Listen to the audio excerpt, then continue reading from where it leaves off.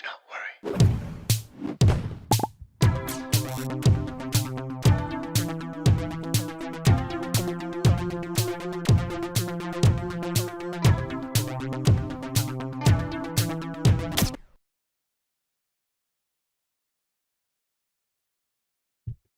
Good evening, everyone. Welcome to a brand new Do Not Worry stream. I'm your host, Anthony, coming to you live from the heart of Lebanon in the 09. It is Tuesday night, 10:07 p.m. right here in Lebanon.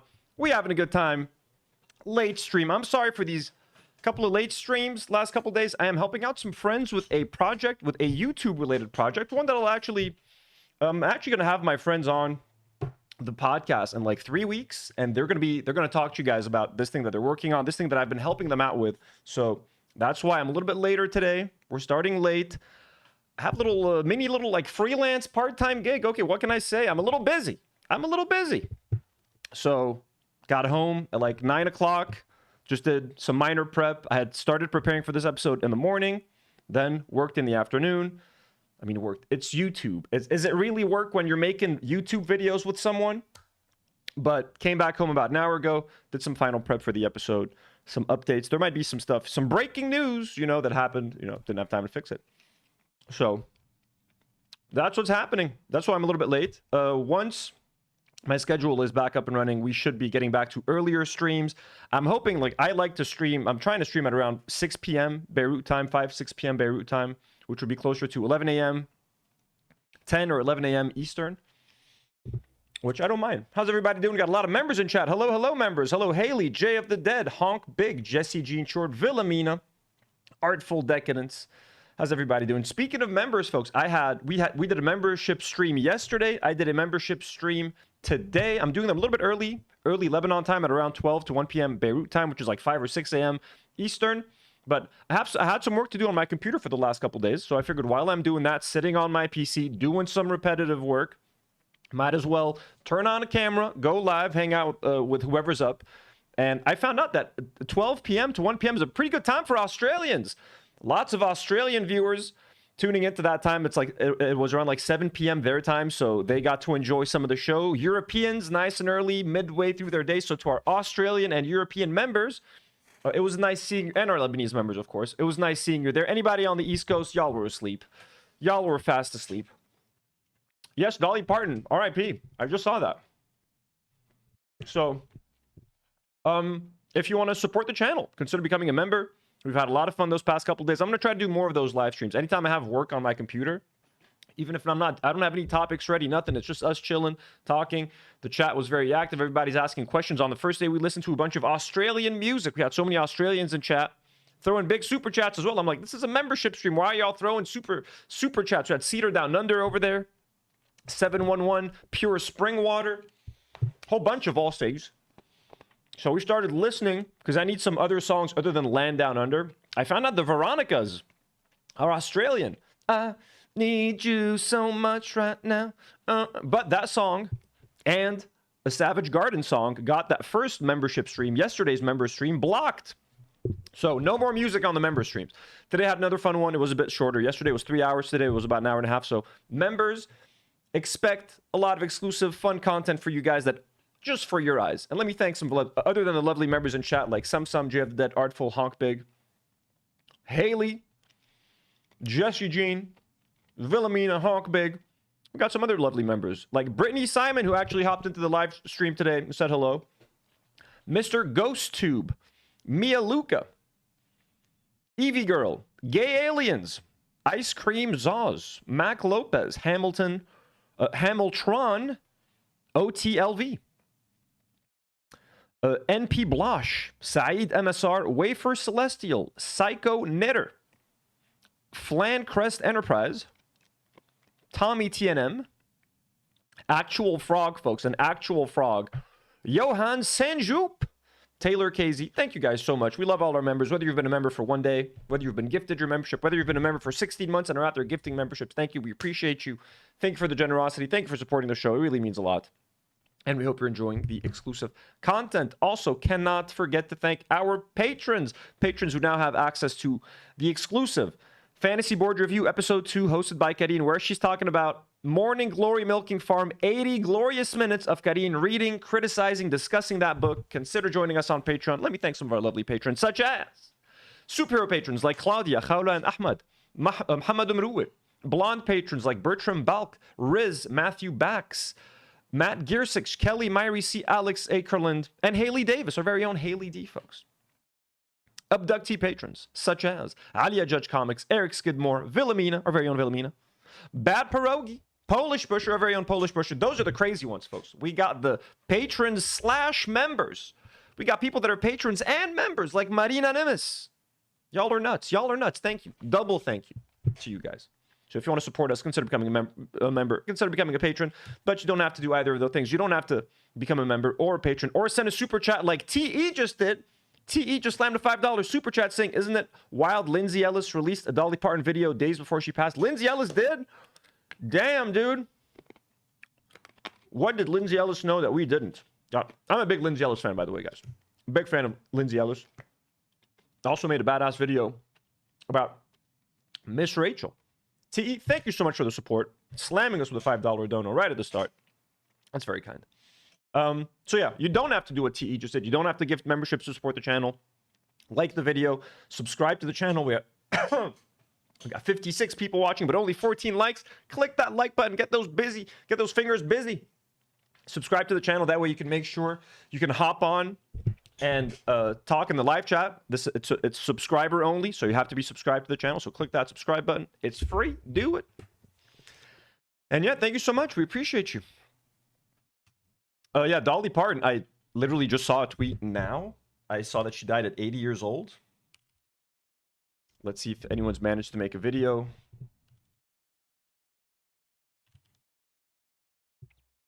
Is she a Zionist?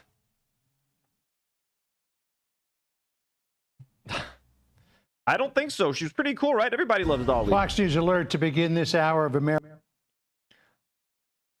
Samsung, holy Samsung with one gifted Do Not Worry membership. Let's go. Samsung, that's so kind. Member, Samsung, and now channel gifter. Membership gifter. Samsung, that's so kind. That's so sweet. Thank you so much. America reports, and we have got some really sad news to pass along to the nation. Dolly Parton, the country music icon who broke every barrier known in the music industry, has passed away at the age of 80. It's well known that she's been in ill health for the last number of months. Her family says that she passed away peacefully at her home in Nashville today. You'll remember that her beloved husband, Carl, to whom she was married for 59 years, passed away last year. Dolly mourned his passing. Damn, that's sad. Tried to move on with life, but then was beset with some health issues. And she has now passed from this world. According to the family, she will be laid to rest quickly in a small ceremony. But Sandra, what a way to start off this hour. We interviewed Dolly on this program not too long ago. You know, she was a friend of the show. We had her on a number of times. I took the family to Dollywood a couple of years ago. You know, saw the story of her life in the Dollywood. Jesse Jean says while the Tennessee legislator was working to kick undocumented kids out of public schools, she was mailing books home to kids, no questions asked. Damn, that's fucking awesome. Ava Lesko says she was a real ally to humans, the worst of this planet. Displays there, and I mean, there's just no words to say how sad we are that this has happened. There was immediate gasps and tears on set here, John, when we got the news. And there was not a person I know who just didn't absolutely love Dolly Parton. She was a global icon, a humanitarian, overall just good person, John. Yes, we were blessed to interview her several times on this show, a friend of the program.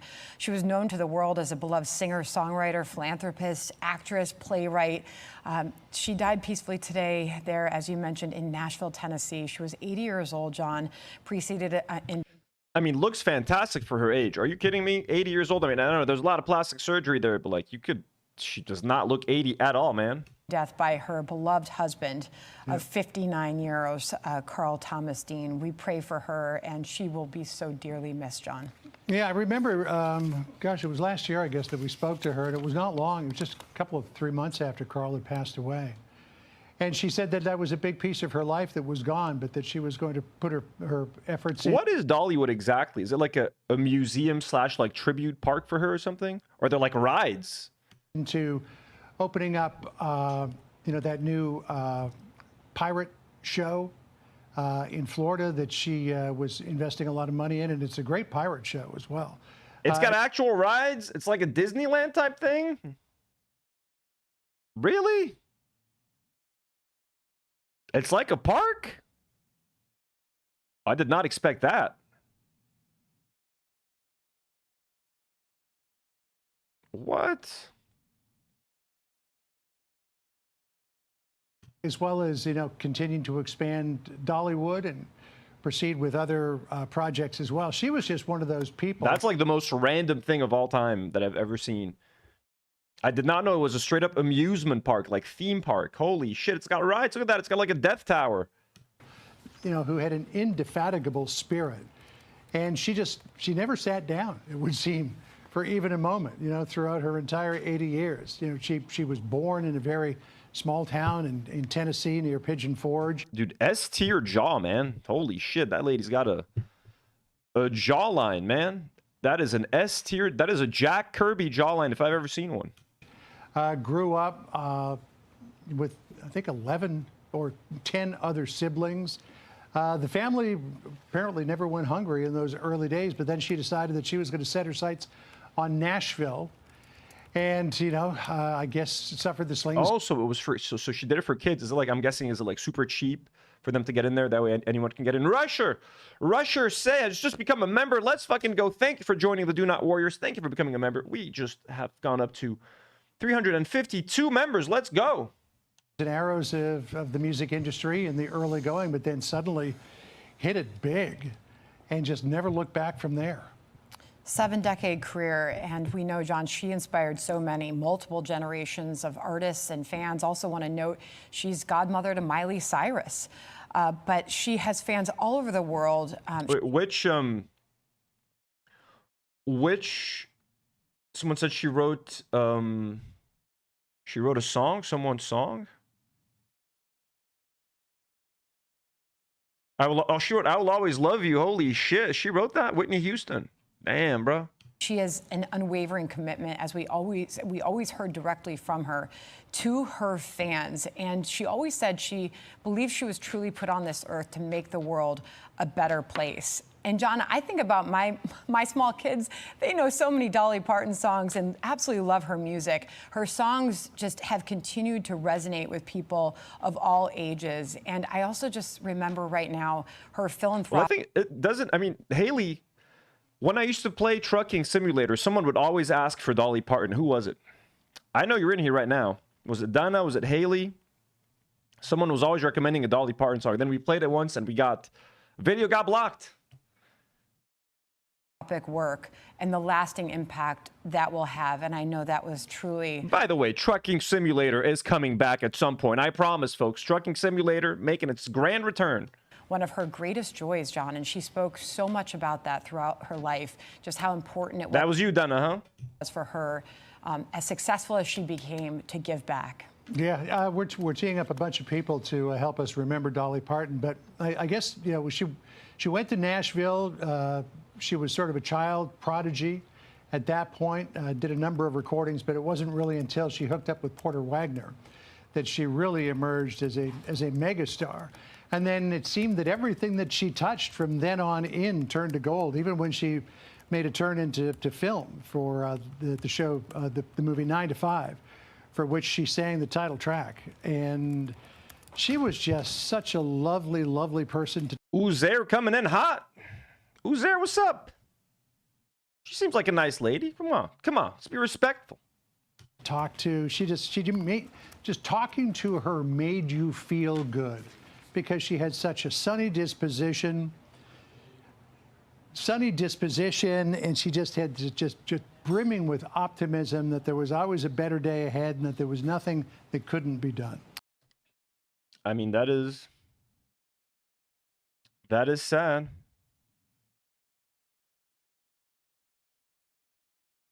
Yeah, I mean, there's a whole bunch there's some live coverage. I mean, R.I.P. Dolly. R.I.P. Dolly. Sad way to start the show.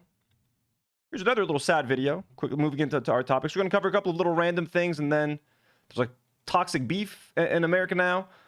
Nicolas Hoult dropping out of the Harry Potter project. And then we're going to get to our main stories. Hasan. We're going to react to Abdul el-sayid's full interview on Fox News. We're going to watch Shoe0nHead's latest video where she's like complaining about wokeism and stuff. Some Mark Ruffalo updates. You know, the usual show, folks. The way we like to do things over here. Little topics, and then we get to the bigger ones progressively. Progressively.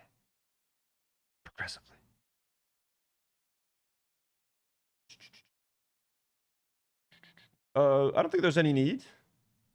I don't think we need to time out. I mean, so far they've just made one comment, which was retracted. So no need to time anyone out, I would say. Uzair, just chill out a little bit, you know? Enjoy. Okay. Life in Lebanon. It's just one clip. This was today, apparently. Yo, Shadi's building some Lego. Let's go. What set are you building? Look at this.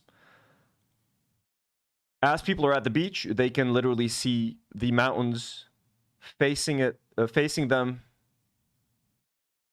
getting bombed. Can you imagine that? Trying to enjoy a day at the beach. Like, to me, going to the beach is supposed to be like relaxing. When I think of the beach, I think of straight up laying by the ocean. Hopefully no one around me is playing obnoxious music and I can relax. It's a time to disconnect and like reconnect with nature, you know, kind of unwind. So to me, that's some people go to the beach to listen to music. Some people go to the beach to drink. I like to do none of those things. I like to go there, relax, listen to the ocean, maybe listen to some music, read a book, something just like it's calm and relaxation.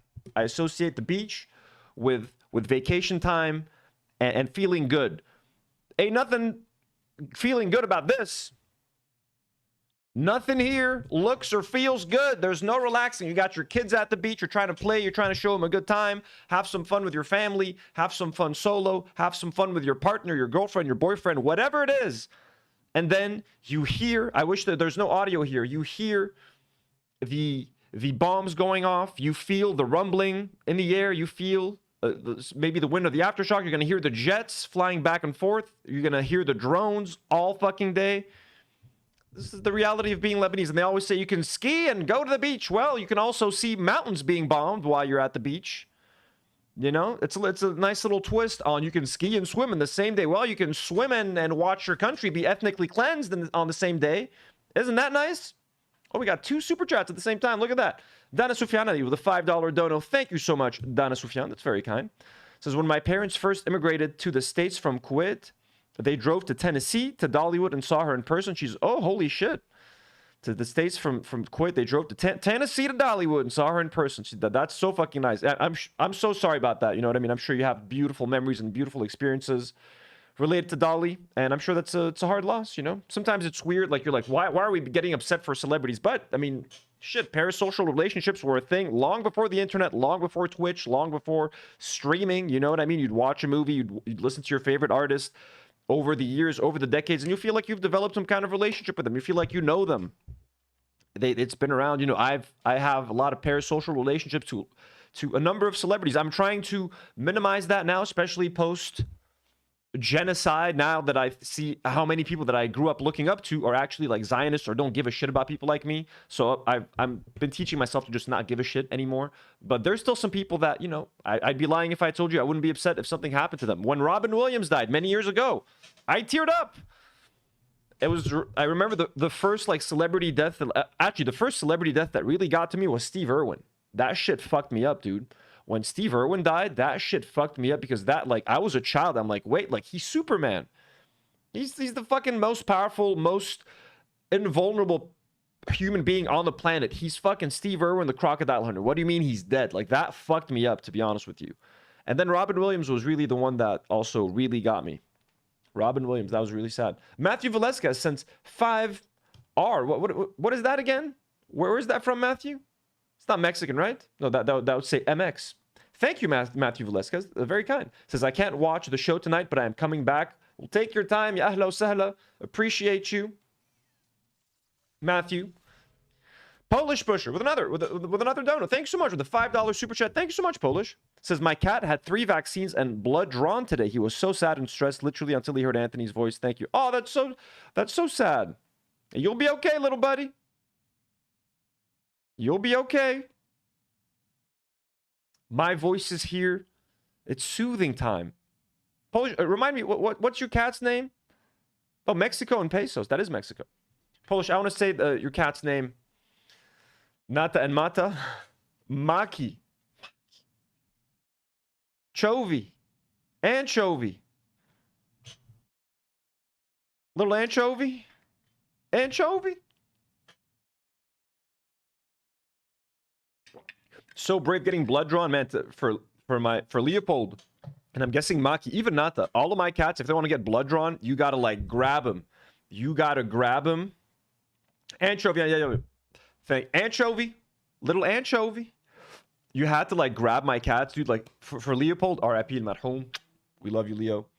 They had to grab him. Like 6 vets had to grab him for anything. He did not like the vet at all. I think it was ever since he fell and broke his 2 legs and had to get surgery. He was super terrified. But now Maki also hates going to the vet. Once he's at the vet, he's very chill. But like getting him into his cage, he is terrified, and he's just like terrified while there. But man, yeah, he also doesn't do good with like grabbing him and trying to give him medication. You have to probably like hold him down. It's a nightmare. He's just one little baby. He's just one. Maki actually recently, I think I missed their 2nd birthdays. Maki and Nata are 2 years old. They're 2 each one. The 2-year-old little babies. Anchovy's adorable. I've seen the Discord. So that's Lebanon right now. Going crazy. Also, speaking of just like toxicity, Trump is buying toxic beef from Argentina. Now, Argentina is known for a lot of beef exports. A lot of people here get, when you go to the supermarket, like, I want some beef. They're like, "Shو بدك في Argentina, في Australia." We know that Australians have good beef. We get a lot of beef from Argentina, from Brazil, I think, as well. And there's local. So we do get Argentinian beef in Lebanon, I'm pretty sure. So we might have to be afraid of this as well. So Trump is buying toxic beef from Argentina to prop up an Israeli vassal state in South America while putting American cattle ranchers out of business. Check out another win for MAGA. Not ideal. You might want to just double check where you're getting your steak from for the next few months. Because Donald Trump just announced that we're going to be importing tons of beef from Argentina to quote-unquote lower costs. Except the big problem here is that this is the same beef that China rejected earlier this year because it was found to be laced with a chemical called chloramphenicol. Just so everybody's aware, chloramphenicol is banned in both the US and the EU because it can cause, quote, severe, irreversible, and often fatal aplastic anemia in humans. The fuck? Okay, why the fuck? Why are they lacing beef with a chemical? What is this? It's like something like, is it putting wax on an apple to make it shiny? Like, why would you lace beef with a chemical? What are we doing here, dude? Is it like chronic? You smoking chronic? What are we doing? What the fuck? And on top of that, it is a known cancer-causing carcinogen and also has been shown to cause genetic damage. Not ideal, to say the least. And when asked about it on Air Force One, here's what Trump had to say. Question is, what do you have to say to U.S. farmers who feel that the deal is benefiting Argentina more than it is them, as they are Argentina's fighting for its life, young lady. You don't know anything about it. They're fighting for their life. Nothing's benefiting Argentina. They're fighting for their life. They're fighting for their life, but does that mean you have to make American farmers fight for their life too? Understand what that means? They have no money. They have no anything. They're fighting so hard to survive. If I can help them survive in a free world, I happen to like the... Drax says, I have Australian beef. They put nitrate in it to keep it red. The Australians? President of Argentina, I think he's trying to do the best he can, but don't make it sound like they're doing great. They are dying. All right? They're dying. Meanwhile, in the United States, over 160,000 farms have closed between 2017 and 2024, and on average, 77 cattle producers are going out of business every single day. That's crazy. 160,000 farms in 7 years? That can't be right, dude. 77 cattle producers going out of business per day? What the fuck? So no one's getting beef from the States anymore? Like, also, isn't like American beef also like full of hormones, pumped full of hormones? Like, didn't eat, like, aren't there tons of like, God, what's the word? industrial animal farms where cows are standing knee deep in their own shit, and like that's how people are getting E. coli and stuff. Like they can't move because they're not free roam cows and stuff. Like, yeah, I got to make sure I'm not getting Argentinian beef though. Next time I go to the butchers or next time I go to the supermarket and I'm getting beef, I'll be like, where's this from? I'll only take the Australian beef because I come from a land down under. I'll also tell the butcher, I feel so untouched right now. So yeah, this was a couple days ago. It was only 5 months ago that China averted disaster by rejecting contaminated beef from Argentina. On March 19, 2026, Chinese authorities turned away a 22-ton shipment after detecting chloramphenicol with serial lying psychopath Trump as president. God help us. So yeah, so Toby says, oh, this is what happened. Argentina has toxic beef that it can't sell. Someone made a call to Trump, offered to cut him in on the action. Suddenly 660 million pounds of inedible meat-like substance is about to flood the U.S. market. Just follow the money. It tells the story. El-sayid 117 sends a £5 donation. Well, thank you so much, sir. Thank you, governor. Says, go vegan. Listen, I always respect my vegan brothers and sisters. Always, always, always. Takes an immense amount of willpower, and then I know you'll say, no, it doesn't take willpower. You're making it sound difficult. It takes willpower at first, and then it gets easy, I'm sure. Very much respect vegans, very much. I wish I could be vegan. And I'm not even saying, because I know you're going to say, don't wish you can be vegan. And I know I can be vegan. And one day, folks, we will be vegan together. I'll be vegan. You will be vegan. I do feel bad about eating animals. If I do want to eat animals, we really do have to do it every now and then. Rarely like our ancestor used to do it. You know what I mean? Like ancient humans used to eat meat every once in a while whenever they could hunt, whenever they could get a kill. Then they would store the meat and like dry it out and stuff and like eat barely any meat every now and then. I think that's okay in a diet, but like the way we eat meat and industrial farming and the way we treat animals inhumanely. I remember the story where like pigs, I can't remember what farm it was in America. Someone was trying to pass legislation to make the pig cages just a little bit bigger so that they could at least turn. Pigs couldn't even turn. They would like be able to only stand in one direction and to the front, and their cage is so narrow that they can't even turn and do a full 360 roundabout. And then they rejected the motion to make their cages bigger, like basically torturing the animals. It is fucking depressing how we treat animals. Even if we do want to eat meat, like that's how you fucking do it. It's so fucked up. And it's like, why do we love cats and dogs yet? Oh, look, it's just a cow. It's all fucked up. It's all fucked up. We love the vegans. We love the vegans here. To all our vegans in chat right now, congratulations. I love y'all. Look up to y'all. Yeah, meat, yeah, exactly. Yeah, meat used to be very much a luxury, you know? Like, I kind of support, like, when you go to a farmer's market and you pay more for a piece of meat, that's how it's supposed to be. You're supposed to think twice, like, should I buy this much steak? You're not supposed to buy this much meat. You're not supposed to consume this much meat, you know? So it's okay if you pay a little bit more for it because you're not supposed to have it all the time. And maybe if it costs a little bit more, people would think twice before buying it. But because an ultra-processed meat is so readily available, you know what I mean? Like chicken nuggets and tenders and frozen everything and frozen chicken and frozen meatballs and whatever. And people just like slamming meat, going to McDonald's, meat. I ate a triple smash burger today. Triple cheeseburger. I thought I ordered a double. They accidentally sent me a triple. It's my first time having a triple smash burger. It was actually really good. I might get a triple next time. But I'm not going to have a burger. I'm not supposed to have a burger for like another 2 months. You know? Nades Mon says, cows tearing up is heart-wrenching. I know, it's also fucked. It's also fucked. Let's not talk about that. It's very sad, guys. I know. I swear to God, and I'm with you. And I'm not, oh, vegans. So like, no, vegans are fucking awesome, dude. I wish I could be vegan. And I shall be vegan one day. I shall be vegan one day. I promise. At least I need to cut out a lot. Third Woldest Cripsturk says, by the way, if the Argentinian beef is what Trump acquired, it contains, okay, powerful that we said, aplastic anemia. Also, it can cause aplastic anemia, and aplastic anemia destroys your bone marrow and basically gives you leukemia. I would avoid beef for the next 6 months. Plus, if you're American, holy shit, dude, that's fucking frightening, man.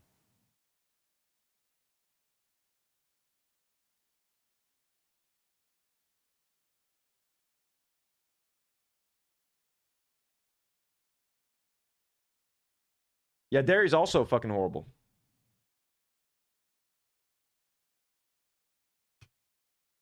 Okay, time to get to this little update. This is a fun little update. As we covered, like maybe it was 2 weeks ago, that Nicolas Hoult. Did they not have a photo of him? This guy, Nicolas Hoult, 2 weeks ago was announced to be joining the cast of the Harry Potter HBO series. He was going to play Gilderoy Lockhart, a professor of the dark arts in season 2. That character was portrayed by... God, what's his name? God, I'm so bad with names now. Brett, okay, 1 second. Gilderoy Lockhart, actor. Kenneth Branagh. He was played by Kenneth Branagh in the second Harry Potter movie. Kenneth Branagh is a fantastic actor, fantastic director, blah, blah, blah. I don't know if he's a Zionist. So he was going to be played by Nicolas Hoult. Holy shit! See the down under! Oh, my lord. So Nicolas Hoult was announced to play Gilderoy Lockhart in season 2 of Harry Potter. They're trying to shoot the seasons back to back, or as quick in succession as they can, because they don't want the kids to grow up and look too much older. So now they're about to start filming season 2 soon. So it was announced that Nicolas Hoult was going to play Gilderoy Lockhart, and the fans turned on him. Twitter went fucking crazy. His fans went fucking crazy. The trans community went fucking crazy. The LGBT community went fucking crazy. Like, how could you do this? You know who this lady is. You know what this lady's doing with her money. You know that anyone acting in her show, doing anything Harry Potter related, is only benefiting and enriching J.K. Rowling, who will use that money to help pass anti-trans legislation and make the lives of trans women more difficult, more shitty. So 1 second, folks. See it down under. Holy shit! With 20 gifted memberships, our Australian king. I need you so much right now. What do you guys prefer, this one or traveling in a freighter combi? Massive contribution. We want Australian flags in the chat, koalas in chat, kangaroos in chat. You call that a knife? That's a knife. Cedar down under. Holy shit. You're supposed to be asleep. You weren't kidding about being awake at 5 a.m. before med school. Holy shit. Oh, Polish, I realized I was trying to remain composed and finish my thought, and then I jumped right in. Cedar down under. Thank you. That is way too kind, way too generous. We do not deserve this kind of support. Thank you. And it's been awesome to see you in the early members live stream, Cedar. Genuinely pleasure to have you here. God, congrats to the 20 new members, folks. Congrats to everybody who just got a membership. That's fucking awesome. Thank you, Cedar. That's way too kind. So, Nicolas Hoult has dropped out of the role. It's been officially announced. So, according to Discussing Film, Kit Harington has been cast as Gilderoy Lockhart in season 2 of the Harry Potter TV series.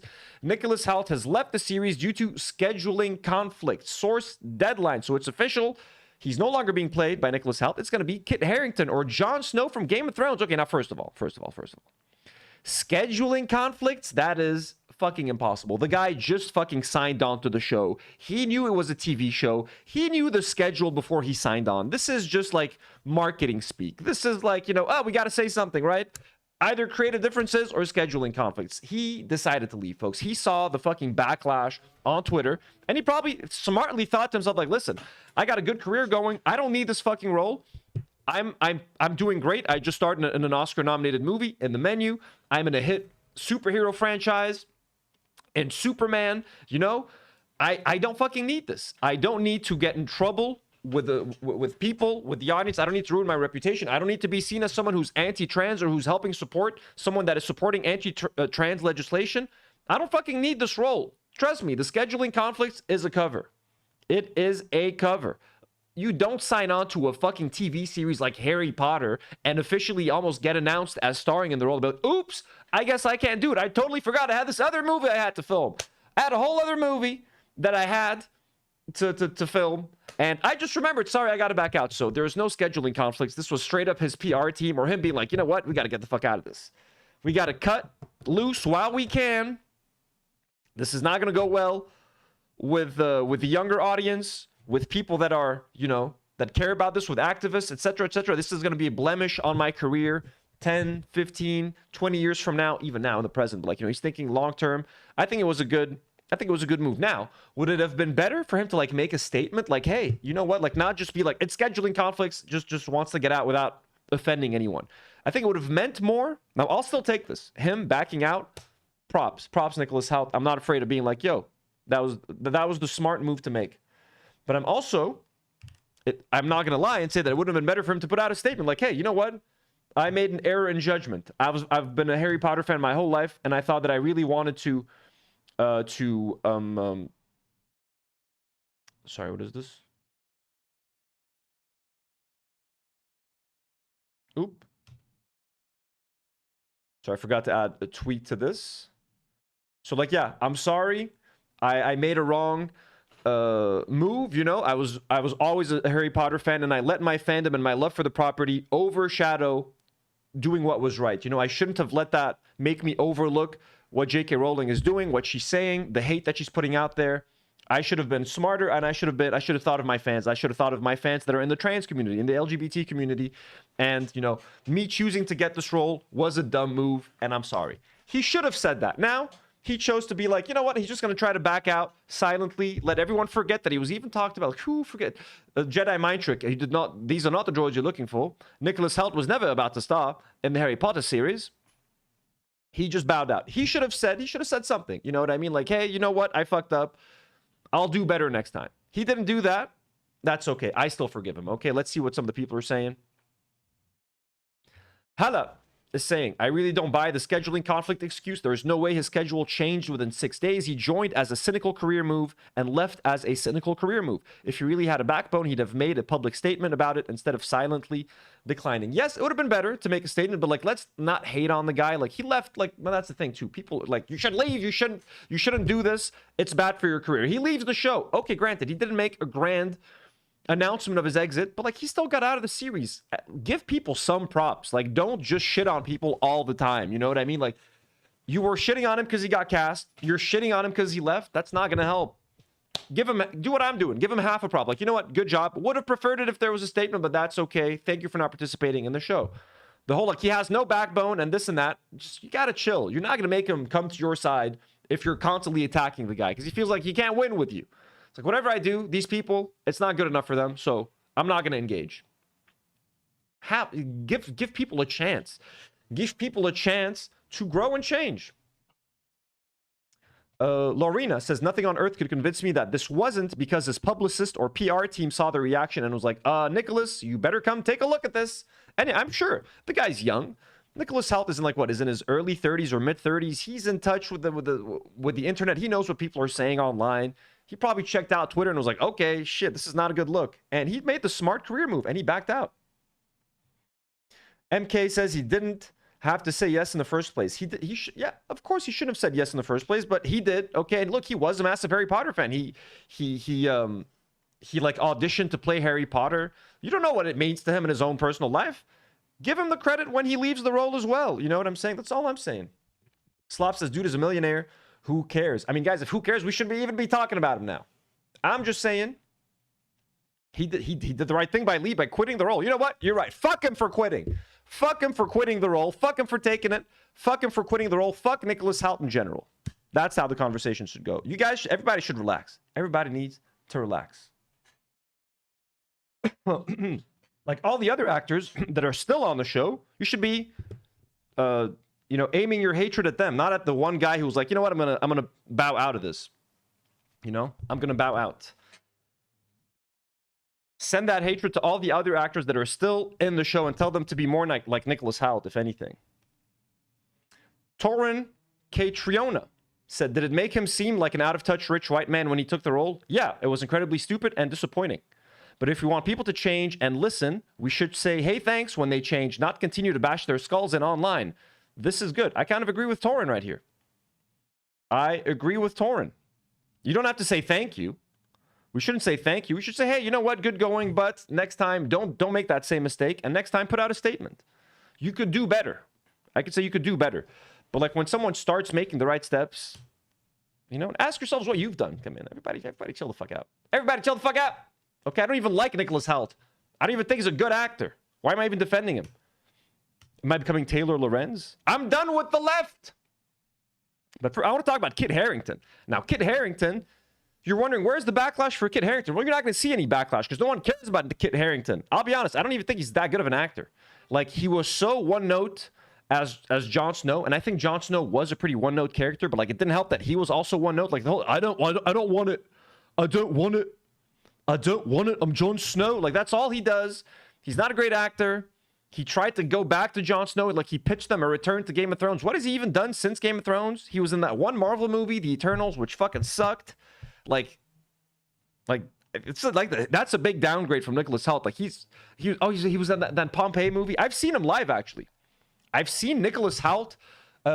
Kit Harington live. I went to an early screening of Pompeii. I remember I was in the States. I was in D.C. I went to Washington, D.C. They got him in before the movie started. That's when you know it's going to be a shit movie. Celebrities will come out usually like after the movie if it's good because they're not ashamed of it. He came out before. They made us leave our phones out, so someone collected all our phones. So I couldn't even take a picture of the guy, but he was there. He said a couple words, then he left, and then we watched Pompeii, the movie about the volcano erupting. Shit movie. He's not been in any good movies, honestly. And anytime he plays a role, they're putting him in like the Jon Snow type character guy. Like, yeah, no opinion says he's just pretty. She's McQueen.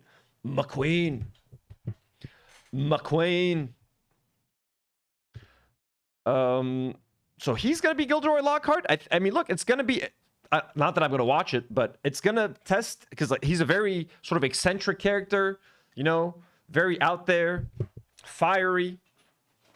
But I mean, eccentric is the word I would use. Eccentric and God, what's another word? Can't think of a word, but you know.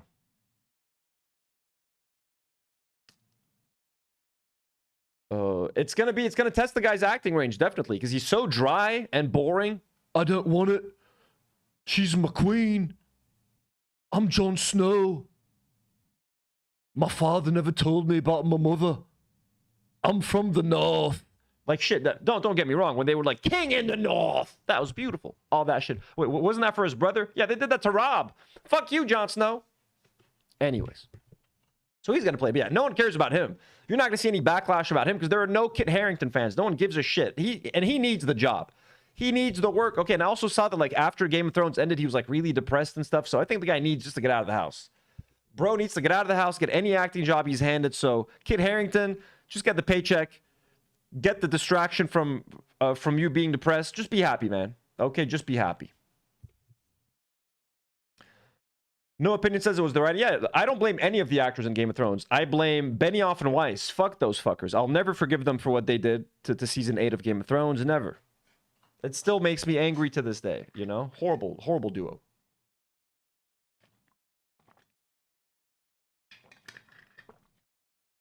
I don't want him. I don't want him. And I've tried my best not to support anything that Benioff and Weiss did. I did watch their Amazon show. What was it called? The thing about the 3 sons. What the fuck was it called? The sci-fi movie where there's like 3 sons. The sci-fi series. What the fuck was it called? It's like this equation they're trying to solve. Wasn't very good, to be honest with you guys. It was pretty shit. What was it called? 3-body problem. Yes, the 3-body problem. Yeah, fuck that. Fuck those guys. So, Kit Harington, how excited are you guys? How excited is everyone? McQueen.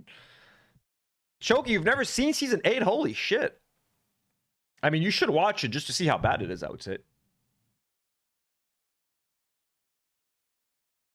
Yeah, I've never seen a show where the last season like genuinely just killed anyone's enthusiasm and love for like the whole franchise.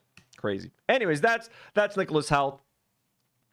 Fuck you for quitting the show, Nicolas. How dare you? You shouldn't have taken it to begin with. And now that you left, it'll never make up for the mistake you made of actually taking the job in the first place. You fucker.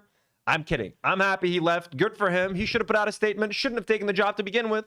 But this is better than nothing. Okay, and he just saved himself, I think, you know, a lot of cringy memes of him as Gilderoy Lockhart and like, you sold out your career for this? And then him in like some stupid wig going, ooh,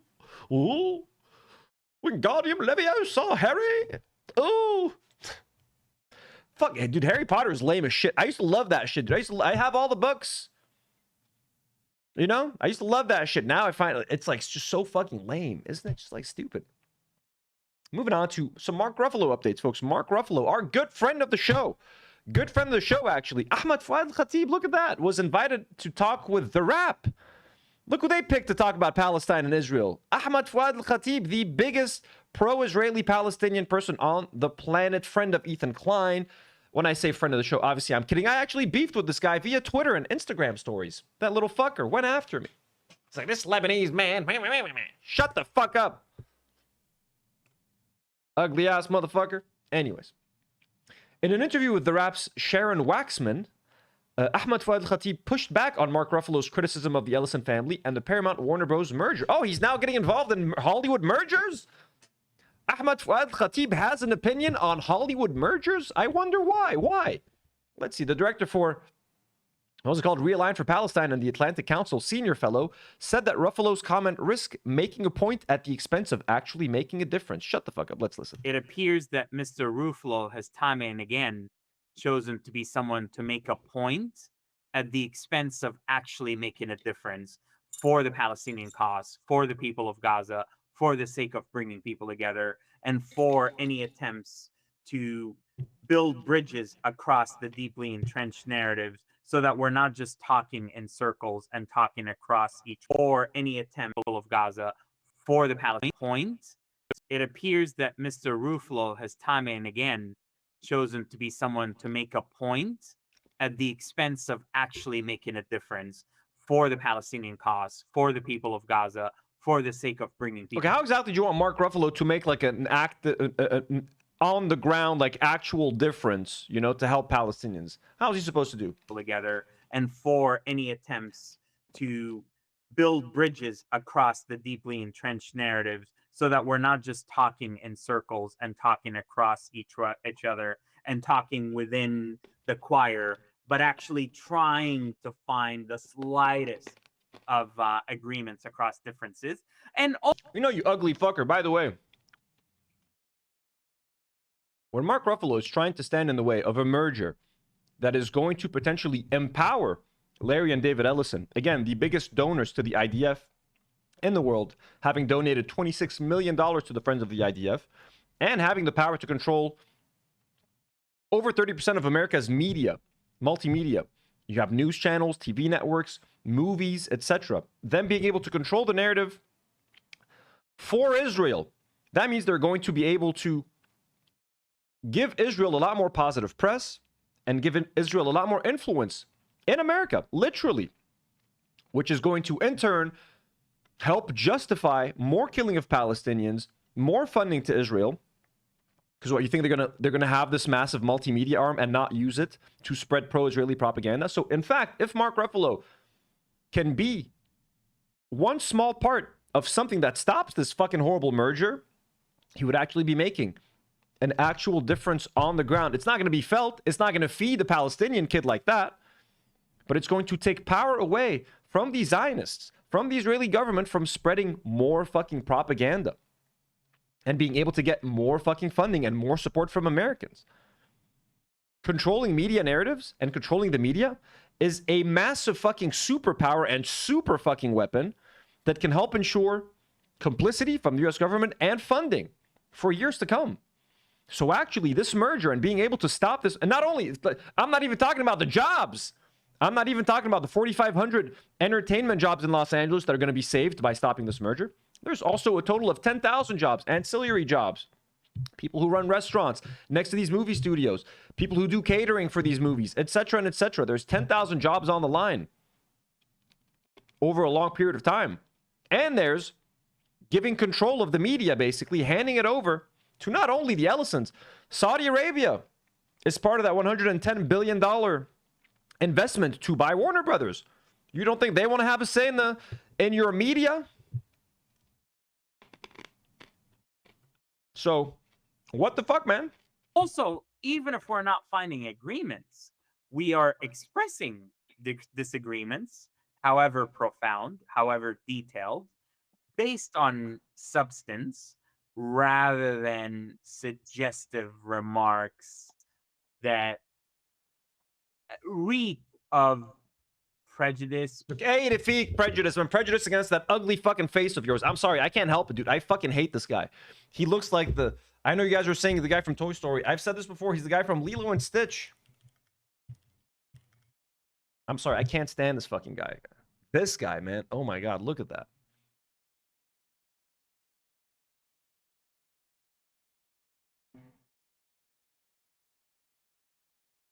No? Come on. Don't deny it. Don't deny it. Or of tropes that are just inappropriate. Speak about the behavior.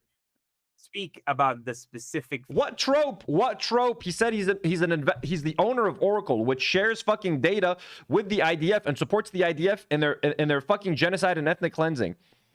That's pretty fucking specific. That's very specific. That's a very specific point. He's not just making generalities. Where's the what reeks of what? Facts of the case, rather than suggest that what's happening with a particular division of Oracle overseas is directly and intricately linked to a potential deal that. Forget he's looking at the one small part of Oracle in a vacuum. Did you forget that Larry Ellison gave $26 million to the IDF, you motherfucker? You ugly ass motherfucker. You traitor to your fucking people, to your fucking race. Ya akhu sharmuta, kalb, wate, hayawan.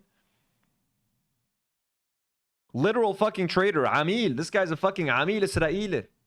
Kiss امك. ما في حدا أوطى منك. Using your position as an Arab to cover for the enemy and to justify what the enemy is doing to your people on a daily fucking basis and to my people. You're happy that Israel is screwing Palestinians? That's on you. That's your people. My fucking people too? You want Israel to fuck me over too, you piece of shit? Kiss امك بأيدي يا خرا. فيك. Schlick. خرا عليك يا أيدي. Motherfucker. You want Palestinians to suffer? Those are your people at the end of the day. You can say whatever the fuck you want. But when your advocacy also affects me negatively, خود يا أيدي. كس امك بأيدي. خرا عليك يا actual deal that is basically only has regulatory implications for a domestic audience. Again, like the rap going out of their way, like we need to find someone who supports our messaging about anti-pallet. Like what the fuck, man? All these Hollywood publications, Variety, the rap, everyone's sucking Israel's dick. Sorry for my vulgarity. The world needs more Gal Gadots and fewer Mark Ruffalos. Just got a second one of these as well. Orex put out this tweet. In a world of Mark Ruffalos, be Gal Gadot. You mean what? No, have no talent and not know how to fucking act? Is that what you mean?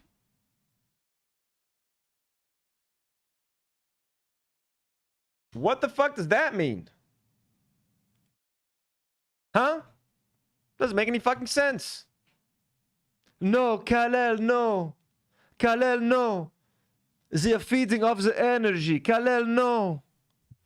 No, Batman, no. Do not go in there. No. You want some hummus? No, Kal-El, no. There's Hamas in there. No, wait. Let me destroy the building, Kal-El. Then you can go in. I will wash away all the women and children so you can safely pass. They're all Hamas.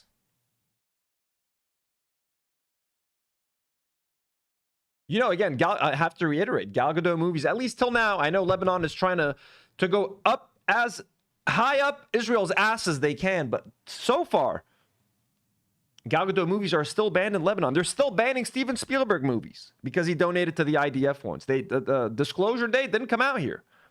None of the Gal Gadot movies are coming out, so Lebanon is still based for now. Still based for now. Rabbi Pupko says, in a world filled with Mark Ruffalos, be it Jerry Seinfeld. Kisemmak with Jerry Seinfeld. Jerry Seinfeld, who literally was walking around, they were like, hey, can you say free Palestine? He was like, it doesn't exist. Fuck Jerry Seinfeld. Kisemmo beide who come in. Him and Gal Gadot can go fuck themselves. Nice one, huh? Also, Ben Shapiro got involved, so I never know how to say this person's name. So Matt Bernstein shares Hannah Einbinder's words. Let's read what she said on Instagram. I'm so grateful that Mark Ruffalo drew a connection between the Ellisons providing military technology to Israel during a genocide and their unprecedented media takeover, and pointed out that this is a dangerous consolidation of power that could ultimately be used against us. The idea that he only said these things because the Ellisons are Jewish is ludicrous. It is also anti-Semitic to point out that Safra Katz, the Oracle executive vice chair who boasted about the profoundly scary technology provided to the IDF, also sits on Paramount's board, or that, ooh, that's a good point. So Safra Katz, the Oracle executive vice chair who boasted about the profoundly scary technology provided to the IDF, also sits on Paramount's board. Do you want those people controlling Warner Brothers and more media and controlling the DC universe and Harry? I mean, actually, who cares about Harry Potter? But like all this stuff? Or that Larry Ellison has been buying favor with Trump by donating tens of millions to his political efforts for years? Or that he once offered Netanyahu a lucrative Oracle post?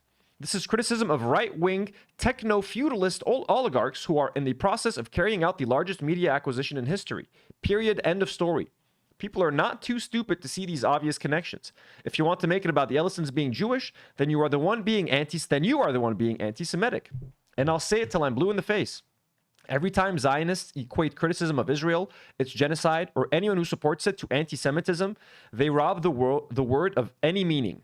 For those of us who actually care about Jewish safety, we want that word to mean something so that when Jews are actually in danger, it's taken seriously. And, as Mark has been saying for months, opposing this merger is also about fighting for the working class of Hollywood, the crews and the other workers that we artists claim to care so much about, who could lose thousands of jobs if it goes through. Again, 4,500 jobs in the short term and up to 10,000 jobs, including ancillary jobs. All of us artists could stand to be more like Mark, willing to speak out for oppressed people everywhere, even when the powerful people try to bully us into silence. Visibility is a responsibility. Those of us with a platform need to use our voices before speaking out is outlawed altogether, which is why Nicolas Hoult should have put out a statement. Got you guys, I got you. Dana Sufyan Ali with a $2 donut. Thanks so much, Dana. Says, no Palestinian claims Khatib. He's a doormat. I agree. Fuck that guy. His own family calls him a traitor. Straight up. His own family, doesn't fuck with him. So Matt Bernstein shared that tweet. Shared that post and said, reposting Hannah's words because I couldn't have said it better. Let's give that a like.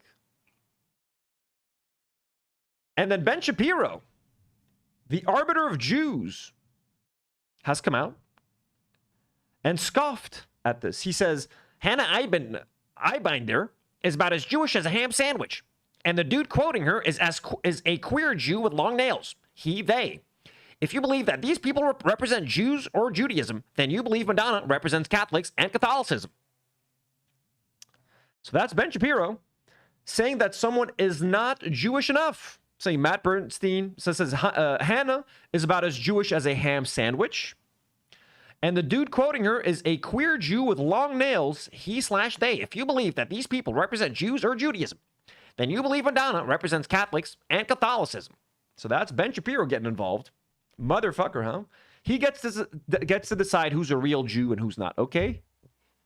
He's the guy. He's the guy, okay?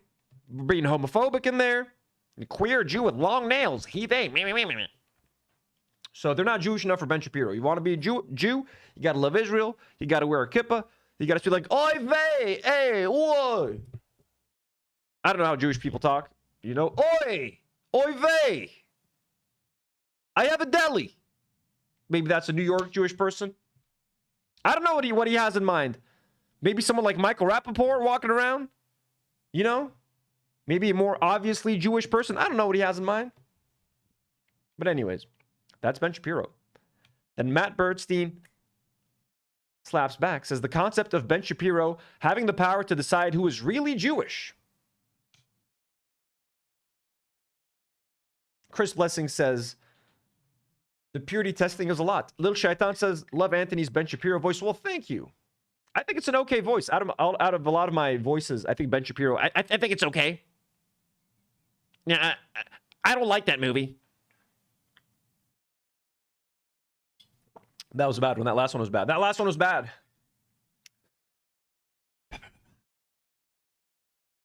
Yo, Borne.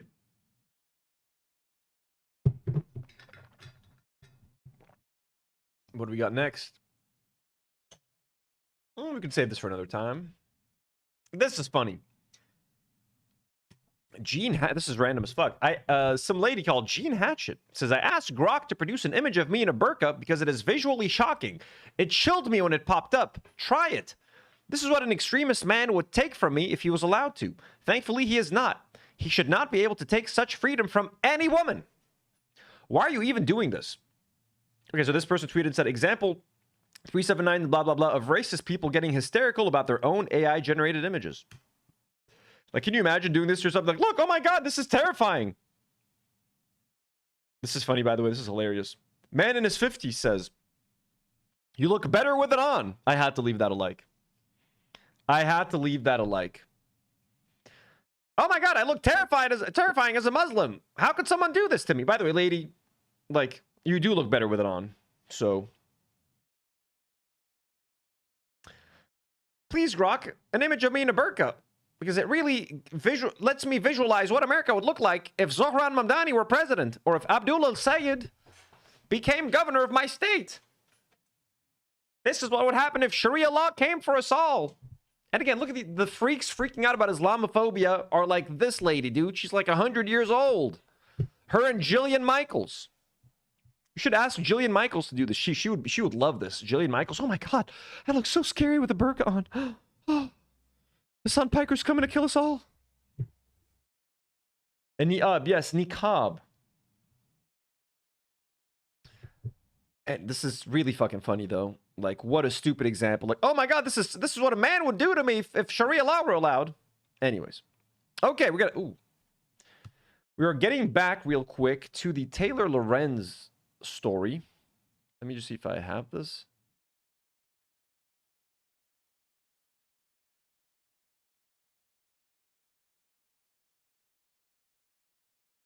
Maybe we'll put that here. So I talked about this 2 days ago. Now, again, full disclosure. I follow Taylor Lorenz on let me update my members real quick. We're at 372 members, folks. 372 out of 500 members. Let's fucking go.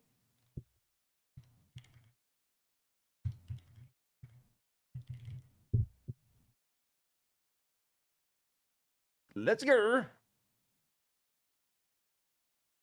Thank you so much, everybody who gifted some memberships today. We got 22 new members today. That's fucking massive. Okay. We're going to talk about an update about Taylor Lorenz and her, like, AI controversy. Now, again, full disclosure, Taylor and I follow each other on Twitter.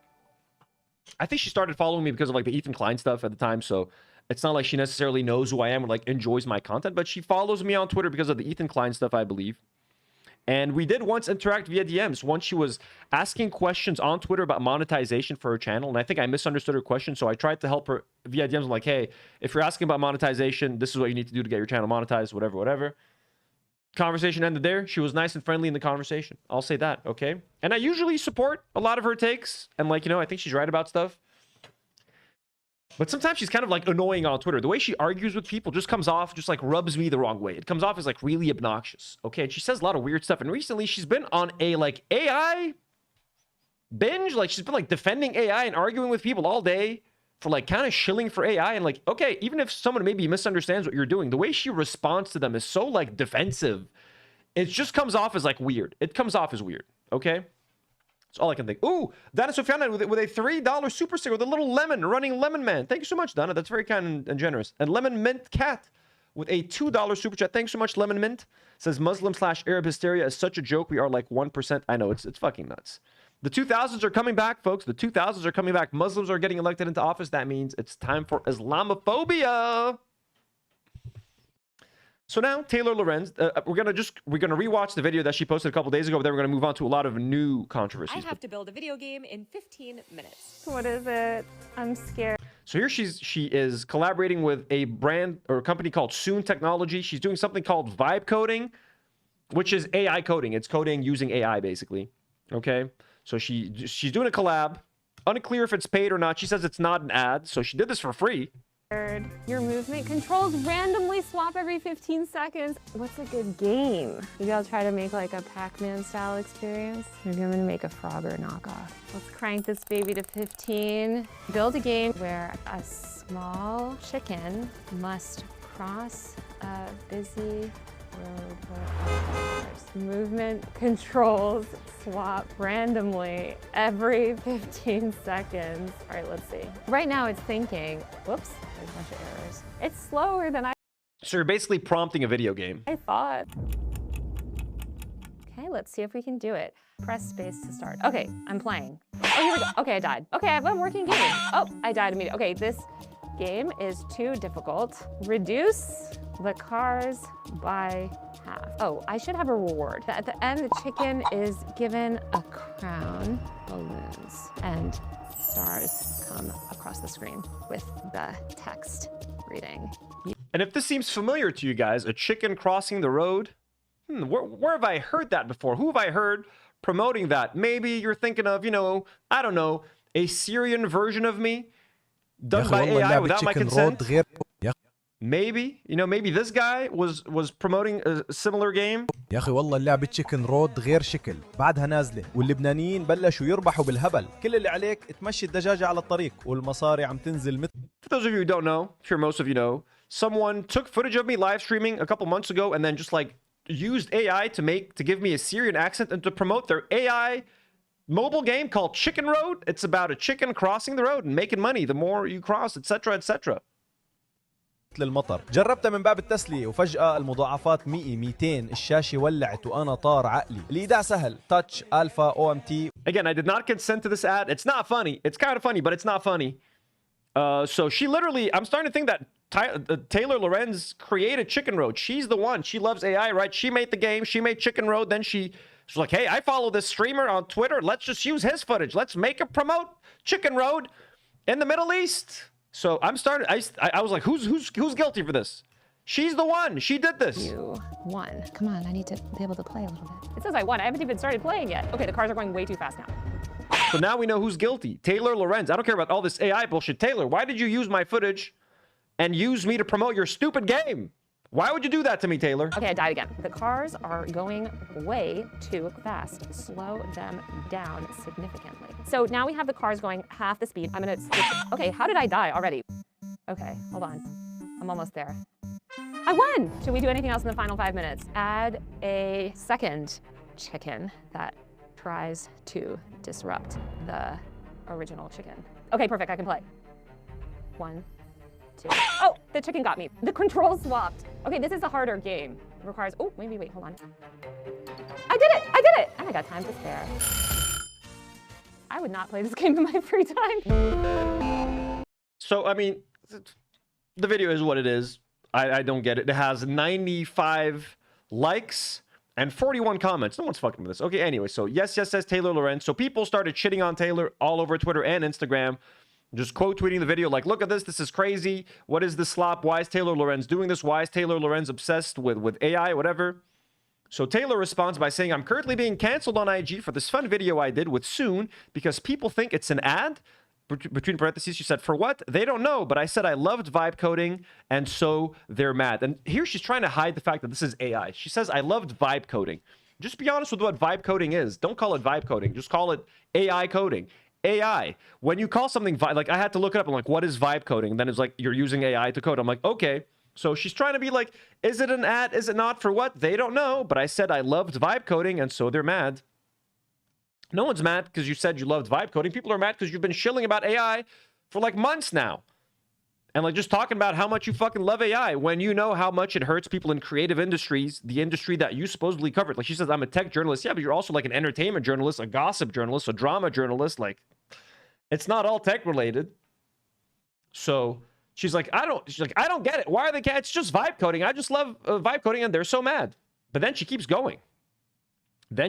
Folks, and she starts turning on the left. She starts saying things that like Anna Kasparian have said, Ethan Klein have said, Jillian Michael. She's going down the, the path, the why I left the left path. Then she says, she follows it up by saying, these psychos are now harassing the Majority Report, claiming Taylor Lorenz is promoting AI. These people are so stupid, they think Soon is an AI company. I mean, what the fuck is vibe coding? What the fuck is vibe coding? If they're not an AI company, why are they making you develop a game using AI? Like, she's being vague. She's being evasive. She's not. Clarify, what are they? If they're not an AI company and if vibe coding isn't AI, just say what they are. But she can't because she would, reveal herself. These people are so stupid, they think Soon is an AI company. I really don't know what to do at this point. I just want off the leftist internet. I cannot stand these people. Why I left the left, coming soon. Why I left the left. Why I left the left. Why I left the left. Then she responds again. She says, some MAGA account posted this, and it really is correct, even though Peterson was a grifter. None of these people care about the truth. They'll just make up lies about me 24/7 to feed their parasocial delusions. And again, we talked about this 2 days ago, and this was fucking hilarious. Remember Jordan Peterson wrote this to Ethan Klein. Jordan Peterson wrote this to Ethan Klein when Ethan Klein decided to delete his Jordan Peterson podcast from their channel because he was like, I don't want to represent Jordan Peterson anymore. I don't want to promote him. I don't want to have this content on our channel because it doesn't represent us. So Ethan Klein announced on Twitter, like, I'm deleting this, the Jordan Peterson episode. Sorry we ever had it, blah, blah, blah. Jordan Peterson responds to Ethan Klein by saying this. Now, Taylor doesn't know this, by the way. She doesn't know this is to Ethan Klein. Peterson told Ethan, you will be held to higher and higher and soon impossible to maintain ethical standards by the very mob you currently wish to please. Then you will make a mistake, and they will devour you with glee. Please take this warning seriously. I liked you. She literally wrote this to Ethan Klein, dude. She's now using what Jordan Peterson said to, like, she's so deep in it, she doesn't even know. She's quoting Dr. Jordan Peterson, who was talking to Ethan Klein. And like, she's just like, yep, I relate to this. Jesus Christ, dude, that's so fucking funny. And someone I think did tell her. There we go. So this person's like, I fear this is him addressing Ethan Klein. Lol. She says, lol, lol. Oh God. The reality is that our whole political system is fucked and people no longer care about policies or journalism. They are all just going off whatever their favorite influencer last told them. Obviously not, dude. People go for the influencers because it's the only place where you can get your voices fucking heard. In a way, like, you know, good luck yelling at your local politician. Good luck getting your voice heard with Donald Trump. Good luck getting your voice heard with like a big major celebrity. But you can yell at streamers and people like you because like we're accessible. I'm out here streaming. Someone wants to tell me to fuck off. Chances are I'm going to read it and respond to it. That gives them a sense of like, hey, I can enact change. Are they actually enacting change by like yelling at streamers? Of course not. But it makes them feel good because they have no other outlet. I understand how it works. You're easy to reach. People can be like, hey, fuck you, Taylor. And chances are you're going to see it. So they're like, hey, that felt good. I told that lady to go fuck herself. You know? Are they going to get higher wages? No.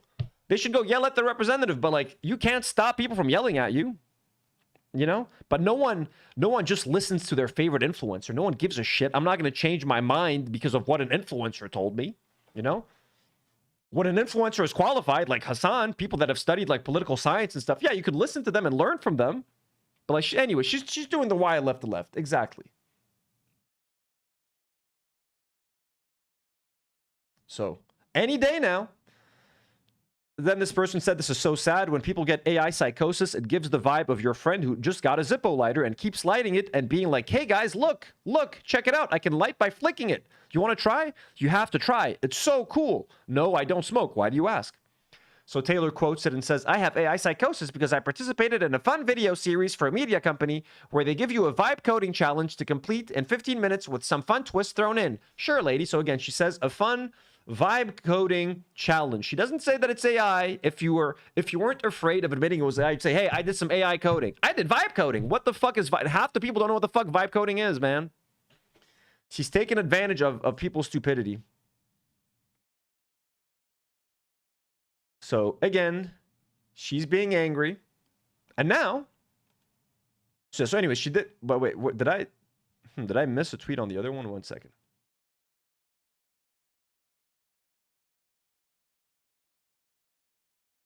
Did she comment down here? No.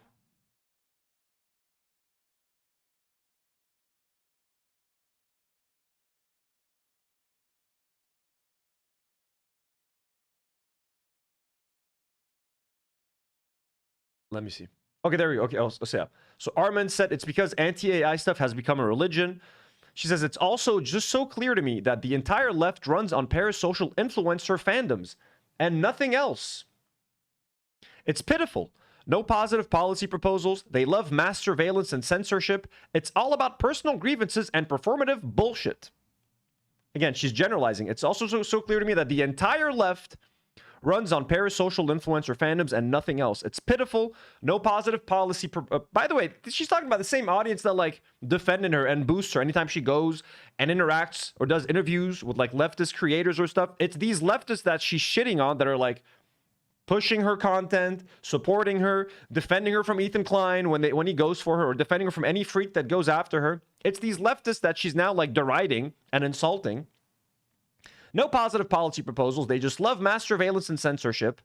It's all about personal grievances and performative bullshit. And she says that they love censorship is because she's like super anti-internet censorship, which I get. But like, she's like, no. Like, anytime someone says kids can get addicted to the internet or social media, she's like, no, they don't. That's all fantasy. It's all this fear slop. It's like, lady, there are studies that show that like kids can get addicted to the internet.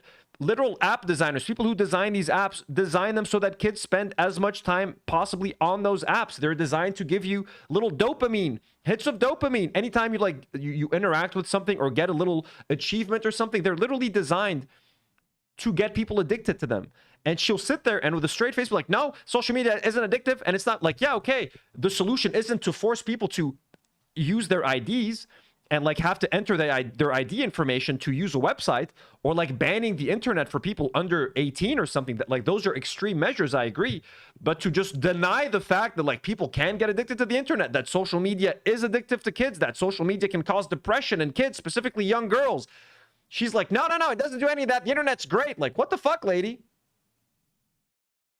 She's getting like fucking weird and annoying about it, dude. Like, I follow her on Twitter still, just so like I can still get access to these fucking tweets as quickly as they come out. But like, I have quickly turned on Taylor Lorenz. Like, I don't think I'm gonna be defending this lady a lot, honestly. So she's just fucking annoying and obnoxious. Lemon Mint Cat with a $5 super chat. Thanks so much, Lemon Mint Cat. Sorry I missed it. Very kind. Says people have a hard time to admit wrongs. It's okay to be wrong and develop your thoughts. I had to do that with Lib Dem politics. Feels bad, but you can do it. Well, I hope she can. But she seems to be digging her heels in a little bit, you know? So now, those were old things that we covered. Now, the crash out is continuing. Someone, Ben Awad, shared this, said this is the second anti-AI sponsor request I've gotten. Wild to see this. Okay, so someone sent them an email like, hey, I'm super worried about AI and I'm trying to get more creators to make videos about AI dangers. I recently convinced an AI safety nonprofit to give grants to creators to make videos about AI job loss, AI surveillance, AI totalitarianism. I fucking hate that word, totalitarianism. AI takeover, AI generated pandemics, AI warfare. Say totalitarianism 5 times in a row, quickly. Totalitarianism, totalitarianism, totalitarianism. So this isn't a normal corporate sponsorship. You just get grant money like a normal-ish sponsor level amount, but without the cringe corporate chilling, to make videos about these sorts of topics. And you can say whatever you want. These would be normal videos you'd make anyway. We just wanted more regular people engaging and getting involved, because otherwise a few tech companies will decide for us.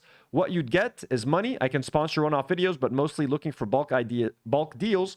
For example, you'd produce a series of 3 to 10 videos and we sponsor all of them, flat fee per video or CPM. So anyway, so this person says he's been offered money to make anti-AI content, which he finds weird. Then Taylor takes it one step further and says, making anti-AI content on YouTube is not only profitable because you'll get a zillion views on any anti-AI slop. Notice what she's doing there? The term AI slop was coined by people to distinctly call out the use of AI in creative images and in creating a video or photos. Shit that just ruins all of our social media timelines when it's just inundated with this shitty AI slop. Now she's trying to turn it on its head and reappropriate the word and use it for anti-AI slop. So trying to discredit stuff that is fighting AI? Like, what the fuck? Why is it called anti-AI slop? Why is she trying to coin the term anti-AI slop to discredit any content that someone makes to fight or to contest with AI? Now, I understand some of this money might be coming from sketchy places. Maybe some of these anti-AI donors are actually trying to support AI one way or another. I understand that. But why are you calling it anti-AI slop now? Why do that? She says, Natasha Tiku has done excellent reporting on all of this. Read her piece on Doom influencers. And I think one of the points, I don't know if I saved that tweet, but one of the points that someone was making, was that so these rich people will pay influencers to make anti-AI content, but then those same people will then pay those anti-AI content creators to start being like, but this AI thing is okay, this AI thing is okay, and we should accept these small policy changes. And then slowly, by using these anti-AI creators, they can try to change people's minds and turn them towards make them pro-AI by slowly but surely drip feeding. You know, like it starts like AI sucks, and then but this is fine, this policy is fine, how about this AI isn't that bad. So that's one of the reasons why maybe I think don't trust this anti-AI content. But anyways, her calling it anti-AI slop, just as she's being accused of being obsessed with AI, not a good look and not good timing. So then Kate Bush's husband shares her tweet about anti-AI slop and says, what the fuck is going on with Taylor Lorenz? Taylor responds by saying, it's revealing that you continue to chop off my link to Natasha's extensive reporting on this topic, which is what I'm citing, and literally had her on my podcast months ago to discuss.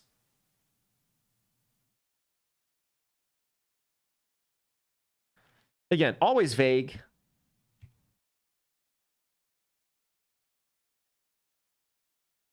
So yeah, so Zito shares her post and calls it, like, says anti-AI slop. Taylor quote tweets it and says, yes, like the type you yourself are pushing by amassing likes and RTs by misrepresenting my posts, which cite extensive reporting on this from WAPO, 404, and other outlets. But as you found, making reactionary anti-AI clickbait generates higher engagement, which equals money. Then she blocked, is this a 3D model? And they say, hi, Taylor, not sure why you blocked us. We are a large anti-AI account that gets ton of engagement. Our account makes next to nothing, mostly because anti-AI people are smart enough to not pay for Twitter. You know where most of the verified followers / bots are? On the pro-AI side of Twitter.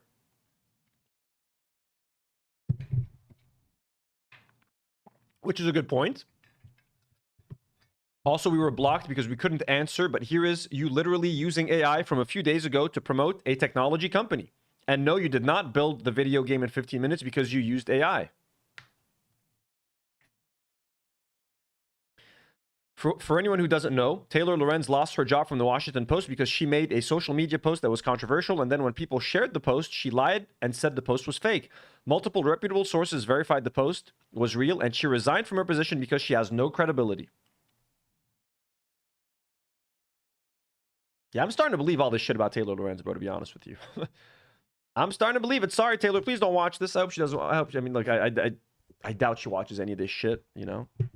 God, she's fucking insufferable, dude.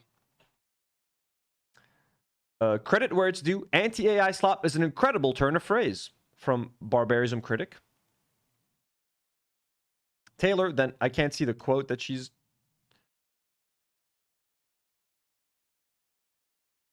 Yeah, so she also shared this. Bizarre that people refuse to believe that content grifters / influencers whose entire businesses are built on maximizing attention would hop on trending topics and cynically monetize anti-AI and anti-flock content. There's been so much reporting on this. Bizarre that people refuse to believe that content grifters... Okay, I mean, sure, but like, what does it have to do with anything? Sure, some people might cynically start talking about anti-AI stuff, but like to act like this is a massive industry... And we're all making tons. Like, should I start making anti-AI? I mean, I criticize AI every single week. I feel like those segments bore the living shit out of people. Sure, an anti-AI tweet might get some likes and fucking retweets. But like YouTube and content and just making anti-AI content day in and day out? Like, why is she so focused? Like, while AI, this is kind of like, dude, there's a genocide happening, but you have people like, but what about the Jews in America? Taylor, AI has taken over the world. They're building data centers. We can't afford fucking RAM. We can't afford a PlayStation 6 anymore. It's ruining the environment. Jobs are being fucking decimated. But she's like, but look, they're making anti-AI slop. Okay, sure. Maybe that's a thing. Maybe there's some grifters taking advantage of the anti-AI movement and using it to make money. But like, you do understand that like the bigger problem is like the AI, right?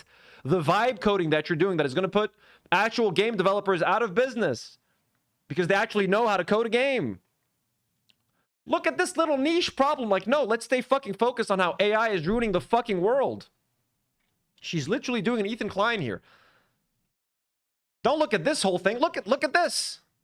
What the fuck? So she quotes that tweet and says, we're talking about how genuine social movements get co-opted by influencers who redirect the public's energy toward their money-making endeavors rather than genuine change / good tech policy. It's crucial to call out grifters. One has to wonder why you're so eager to run cover for them. You're running cover for AI. If any of these leftists who probably can't even tell you what an ALPR is actually, read 404's report. What the fuck is an ALPR? Can't even tell you what an ALPR is actually, read 404's reporting. They know that these grifters are literally fundraising off their slop content, taking thousands of dollars for personal profit. I wrote about this too, reporting on how far-right anti-immigration pages are leveraging anti-AI and anti-flock sentiment for audience growth. It's very strange how these people get so angry when journalists reporting on these industries call out money-making grifters. Are these their friends? You have to wonder. It's also revealing how these leftist weirdos, so she's just calling leftist weirdos now constantly. It's also weird how these leftist weirdos are always screeching at me when I'm sharing other people's reporting. Note how they won't say a peep of this to Jason who wrote the story, but they'll scream at me for sharing it. I wonder why. Yeah, anti-flock, like, what is it? Like, I know people don't like people are taking advantage of anti-flock sentiment to make content, and she hates flock, but she hates mass surveillance and shit. 23 hours ago, she said, I would not call myself pro-AI, but the funders of a lot of anti-AI content online literally run AI orgs, so it's worth educating yourself. Spectral says, you did a fucking Substack puff piece for AI to state how many different LLMs you use for the most rudimentary things. 3 different ones for titles. Stop lying. So apparently Taylor Lorenz admitted to using 3 separate AI tools for like to write titles for articles and shit. So again, you did a fucking Substack puff piece for AI to state how many different LLMs you use for the most rudimentary things. 3 different ones for titles. Stop lying. Yeah, dude, she just likes AI, dude. She just likes AI, and she's having a hard time admitting that she likes it or like saying why she just likes AI. That's it. And she also considers herself leftist, and she's finding that her love for AI, much like Ethan's love for Zionism, wasn't meshing with his new leftist audience. It ain't meshing with her leftist audience. You can't like AI and be like a proud leftist, or you have to like it in secret. But you can't be out there and be like, oh, look, I made this AI video. Yeah, you're going to get shit on, bro. Why are you shocked? Why are you shocked? It costs jobs. It costs the environment. It's ruining the market for RAM and any sort of piece of tech that relies on RAM. For you to make that stupid Chicken Road fucking game, are you fucking shitting me? If you're a dumbass fucking game? Reed Southern says, I've been called Twitter's resident AI hater, and I've literally not once ever been contacted to post anti-AI content by anyone. You know who does contact me on a weekly basis? AI startups and companies trying to get me to peddle their slop.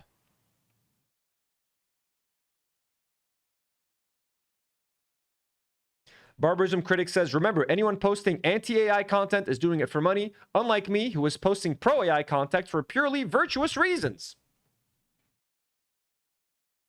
Max Danger says, imagine dying on the hill of fucking vibe coding. I know, right, dude? How fucking crazy. I like vibe coding. Here's a chicken game.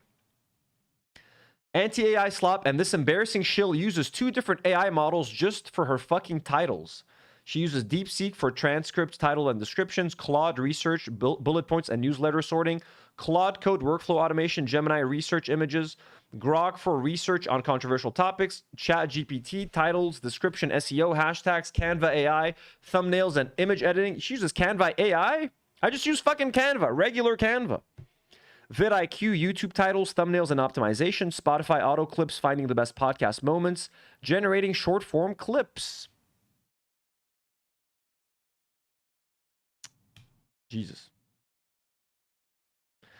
Traviful says, if I was an AI executive, I would be so fucking thrilled that anti-AI slop is being coined and dispersed online into online leftist spaces.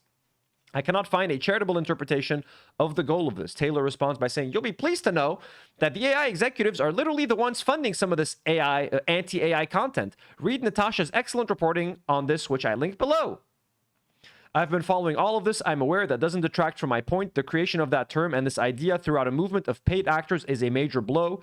This is exactly what I'd want to happen if I were in the AI space. Like, I really do want to be on your side for this, genuinely, but have you not considered that what you're doing right now is exactly what they wanted to happen?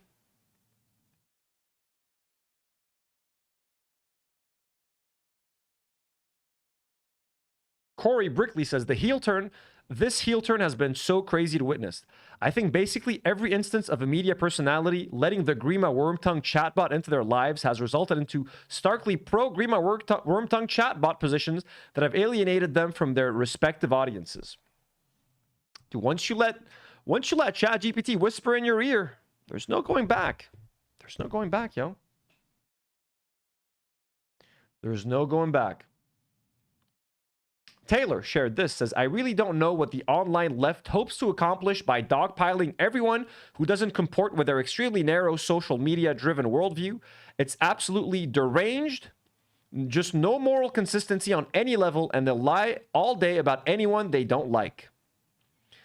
There are big, small leftist influencers with integrity, but the majority of the leftists, again, between quotes, on social media platforms are just LARPers who adopt the language of social justice to feel superior to others. They're not any different than MAGA in that they have zero commitment to the truth. Folks, why I left the left blog post coming in 5, 4, 3, 2... over. By the way, this is how much into AI she is. I saw this fucking quote tweet of hers. Look at what this guy's asking, and then she's like, good question, blah, blah, blah. Look at this. Question. When everyone's agent is looking for the same reservation, ticket, cancellation, who's going to get it? Is this like high-frequency trading where you want to co-locate next to the tick/res servers? Does this become micro-bidding using stablecoin contracts? So much fun. Okay, I don't know what the fuck he's talking about, dude. This is like when Clavicular puts out a Mog maxing with a Foyd, and I'm like, what are you saying? What language is that?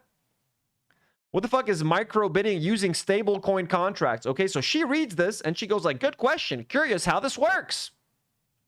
That's where Taylor Lorenz's brain is at.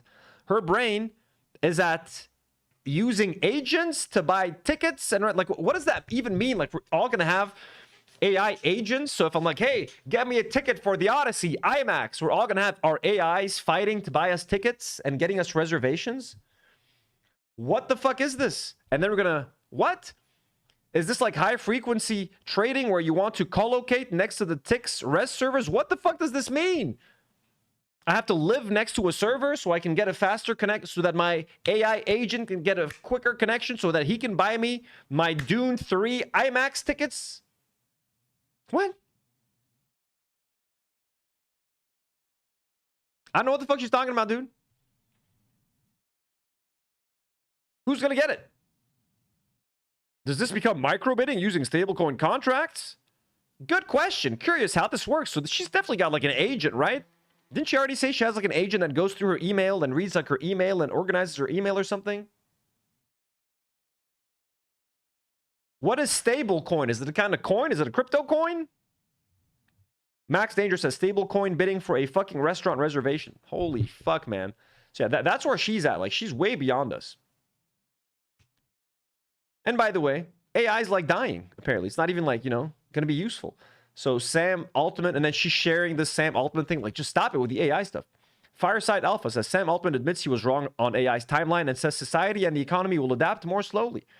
They're basically getting ready to ask for a bailout, folks. And I thought when we got to GPT-4, which was back in 2023, I think, that very quickly after that, there was going to be much more disruption in software business being up for grabs right away than it turned out to be. And the thing that I think I was wrong about a few things, but one of them. Boo fucking who? The world didn't embrace your fucking job killing and environment killing technology, you fucking piece of shit. In terms of the speed, one of them is the economy just has so much inertia. People keep doing the same things they're doing. They keep buying from the same, company. They keep sort of wanting to use their tools in the same way. I think that's actually a positive in many ways, and it's going to make this big transition in front of us go smoother and slower, and I'm grateful for it. But you're grateful for for bleeding, for hemorrhaging billions of dollars every month? Are you really? I think it means we've all been too ambitious on timelines, even with this incredible technology. I think AI is one of the most incredible technologies humanity has ever invented.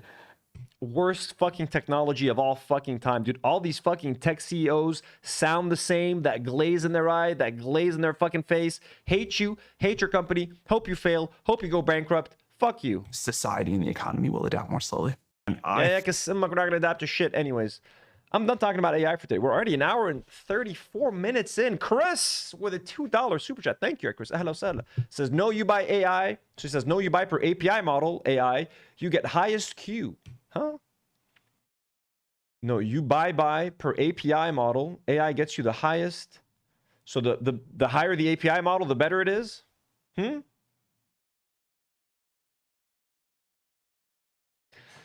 So, and by the way, like the whole American economy is now riding on the success of AI. So once that bubble fucking bursts, oh yeah, expect a bailout, baby. Bailout. AI bailout. Oot. Okay, we're not gonna do. Mamdani said that he supports Jeffrey's. No time. We got too much to watch. Too much content. No, not you. I just said not you. Shame. Jillian Michaels. Okay, we're gonna get into Hasan Parker. Hasan Parker. Oh, there's a lot, huh?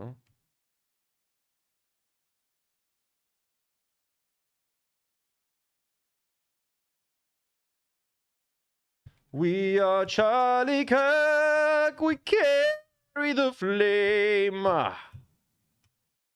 Oh, Jesus, the gospel and his name.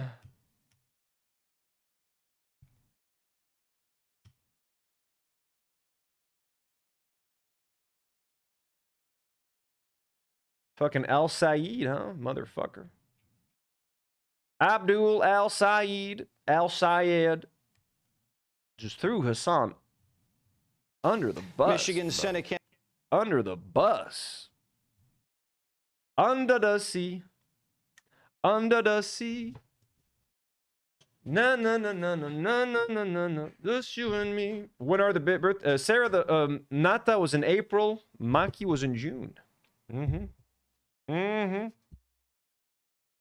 Chris says, no, you pay by request, so every prompt you pay money, so not a subscription, but in return, to get the highest queue, so you pass all the free tier and subscribers, but in return to get the highest queue, so you pass all the free tier. So basically, we're never going to be able to buy anything anymore. No tickets, no movie tickets, nothing. AI is going to buy everything first. They're going to sell out of everything. AI is going to buy PlayStations, bots. Veronica with 5 gifted memberships. Holy shit, Veronica. Thank you so much. Veronica, that is way too kind. Holy shit. 5 new memberships just slammed in the live chat right now. Thank you, Veronica Escobedo. Veronica, we salute you. That is way too kind and way too generous. Look, out of nowhere, just bam, slam us with the memberships. W's in the chat for Veronica, folks. W's in the chat. Congrats to all to our new members like Ex-Marine, Joel, Lockie, Bassam. Thank you so much. Let's update our members. We got 27 new members today. Holy shit, we're at 377. 377. Fire, folks. Holy shit.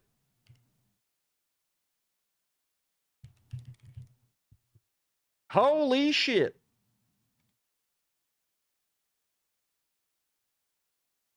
Goddamn. Thank you guys. Everybody today. Cedar Down Under. Veronica.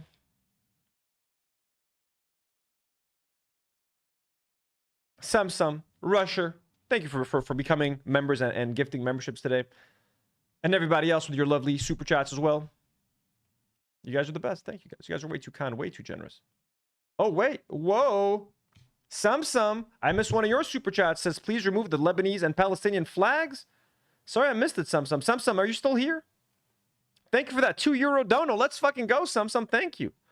Please remove the Lebanese and Palestinian flags. Who are you talking about then, Samsung? Who are you talking about? Is Sum still here? I hate missing super chats. God, no, Sum. Somebody tell Sum. We read it. I saw it, Sum. I appreciated it. Let me try tagging him.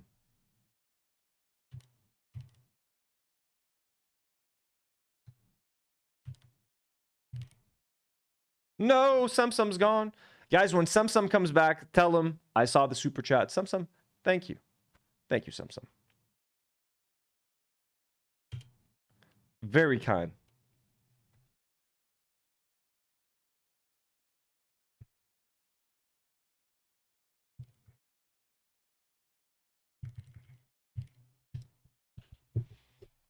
There we go. I left the message. Hopefully you'll see it. I hope you'll see it. Okay, we're going to get into some Hasan, more Hasan backlash. A little bit about the backlash about singing We Are Charlie Kirk. But most of the backlash is going to be about this thing he said recently about like not conflating about American Jews that support Israel, etc., etc.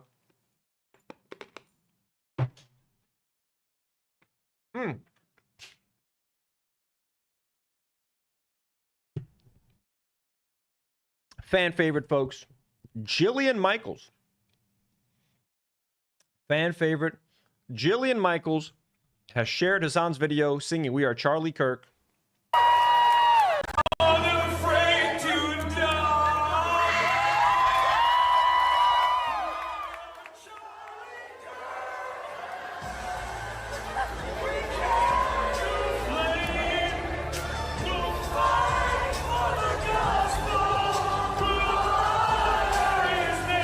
So anyways, Jillian Michaels has gotten into the conversation. She's jumped in. She's thrown her 2 cents. And she's thrown her hat in the ring, folks. I'm getting confused with all of these American expressions. She said, "We are watching a true psychopath in action. I always wondered how Hitler got millions to kill millions. This certainly gives us some insight." Jesus fucking Christ, lady. Jesus fucking Christ. I always wondered how Hitler got millions to kill millions. This certainly gives us some insight. Hasan Piker singing a dumb AI song about Charlie Kirk that Republicans created, by the way. They prompted it. Republicans prompted that shit, you know, and some AI software, and they're singing it as like a joke because it's like a meme, but it's also in a way honoring Charlie Kirk. And she's calling him Hitler? Like, lady, holy fucking shit. You would rather compare Hasan Piker to Hitler than like Netanyahu or someone from the Israeli government? Are you fucking kidding me? Like, this is the same lady that walked off the set of her take because she felt that her co-hosts were criticizing Israel too much. She has no problem defending Israel, defending Zionism, defending the genocide, excusing the genocide, justifying a genocide, and then calls a guy singing an AI song on stage Hitler? Ya Hamada, you stupid fucking idiot.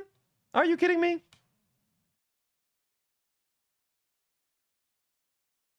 The Surfs with a pretty banger tweet. Steven Crowder also weighed in. Says Hasan Piker is mocking the assassination of a man who did nothing more than sit down and talk with anyone who would listen. The left is evil, violent, and there's a huge number of them who would gleefully like to see us dead. They want to tell you that people on the political left, they are 4 to 5 times more likely to support political violence compared to people on the right. Didn't this guy beat his wife? Now, I know people say, well, those on the right commit more acts of violence because you're using the SPLC and their determination. They want to tell you that white Christians are the biggest domestic terrorists. Let's even grant that for the sake of argument. It's completely untrue. We've debunked that as well. Check the references. Having a 4 to 5 time multiple on the left of people who would support political violence means they're just afraid to do it themselves. But if there's a big enough gang, they'll take part. You know, like cheering someone mocking the death of an innocent man. That's how you end up with violent revolution, right? You just add numbers. It's another form, just like we saw with Lindsay Clancy. It's another form of mass psychosis. I can't commit violence myself against the individual because I might feel bad. But if it's part of something more important than me, yeah, let's support violence against anyone who disagrees with us, including a man who did nothing more than sit down and talk to anyone who would listen. We are not the same. This is not the left-right paradigm man and the uniparty. You can be disappointed. Yeah, this guy's aged a lot now. Look how puffy his face has become. Politically, and understand that the root ideology of the left is evil, is violent, and there are a huge number of them. Foundation creatine. Does this anybody watch Steven Crowder still? Yo, Sumsum's in chat. Sumsum.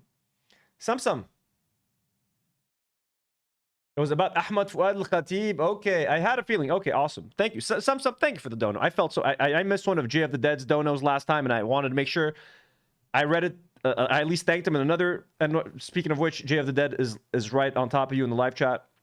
So I wanted to make sure you knew that I saw that super chat. I appreciate all you guys. If I ever miss a super chat, just please know that it's a fucking accident. I swear to God, I would never purposefully miss a super chat. We love you guys. Appreciate y'all. Who would gleefully see you dead. So anyways, here's Steven Crowder making fun of George Floyd's death. Knee on the neck. Crowder tests the theory live. So, I mean, come on. You shut the fuck up, dude, okay? Shut the fuck up. Don't lecture anyone. No one on the right has any right to lecture anybody on the left. Like, I'm sorry. Especially about, like, mourning people or talking about death or whatever the fuck. Like, just shut the fuck up, man. Shut the fuck up. Chris with another $2 donor. Thanks so much, Chris. Says Steven Crowder, you're a little hahida. Change my mind. Calling him a little hoe.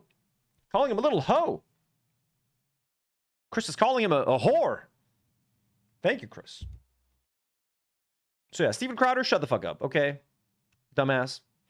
Nick Fuentes also getting involved. Says it's so pathetic to see people like Tucker Carlson and Candace Owens pandering to the left and practically begging them for unity against the rich or something. The left has no interest in unity. They want to kill us and they celebrate when they succeed. They hate America. Another dumb little bitch. Astra Presidy, friend of the show. A great person to follow on Twitter. Says Hasan, so JFK Pascal Najadi says, it sounds like an Arab, says Hasan openly mocking Charlie Kirk's murder, deport his whole family back to Turkey. The left are filth. Astra Presidy says Hasan's not mocking the murder, you fucking imbeciles. He's mocking the shitty AI song you made trying to depict a racist influencer as Jesus. I could not have said it better myself, honestly. That is literally what's happening here. It's a shitty AI song that the Republicans themselves made trying to depict a racist influencer as Jesus Christ. So, but again, right now the internet is flush, Twitter is flush with tweets calling Hasan Piker an anti-Semite, etc., etc., and I feel like there's not enough people defending him. The pro-Hasan Piker voices are pretty much getting drowned out on Twitter, but then again, it's Twitter. It's not designed to boost leftist policies or ideas or characters. It's always fucking right-wing slop shit and grifters. And they're the ones who do the best on Twitter, unfortunately. But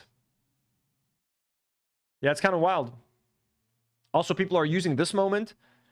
So Hasan Piker fans boo Piker after he says America does not deserve 9/11. My new thing now.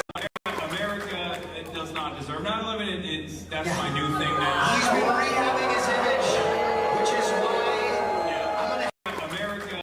So he says America did not deserve 9/11, and people start booing, apparently. Ranthony says an obvious indication that the original statement wasn't taken out of context or badly worded. He meant it, and so do his fans. Look at that, huh?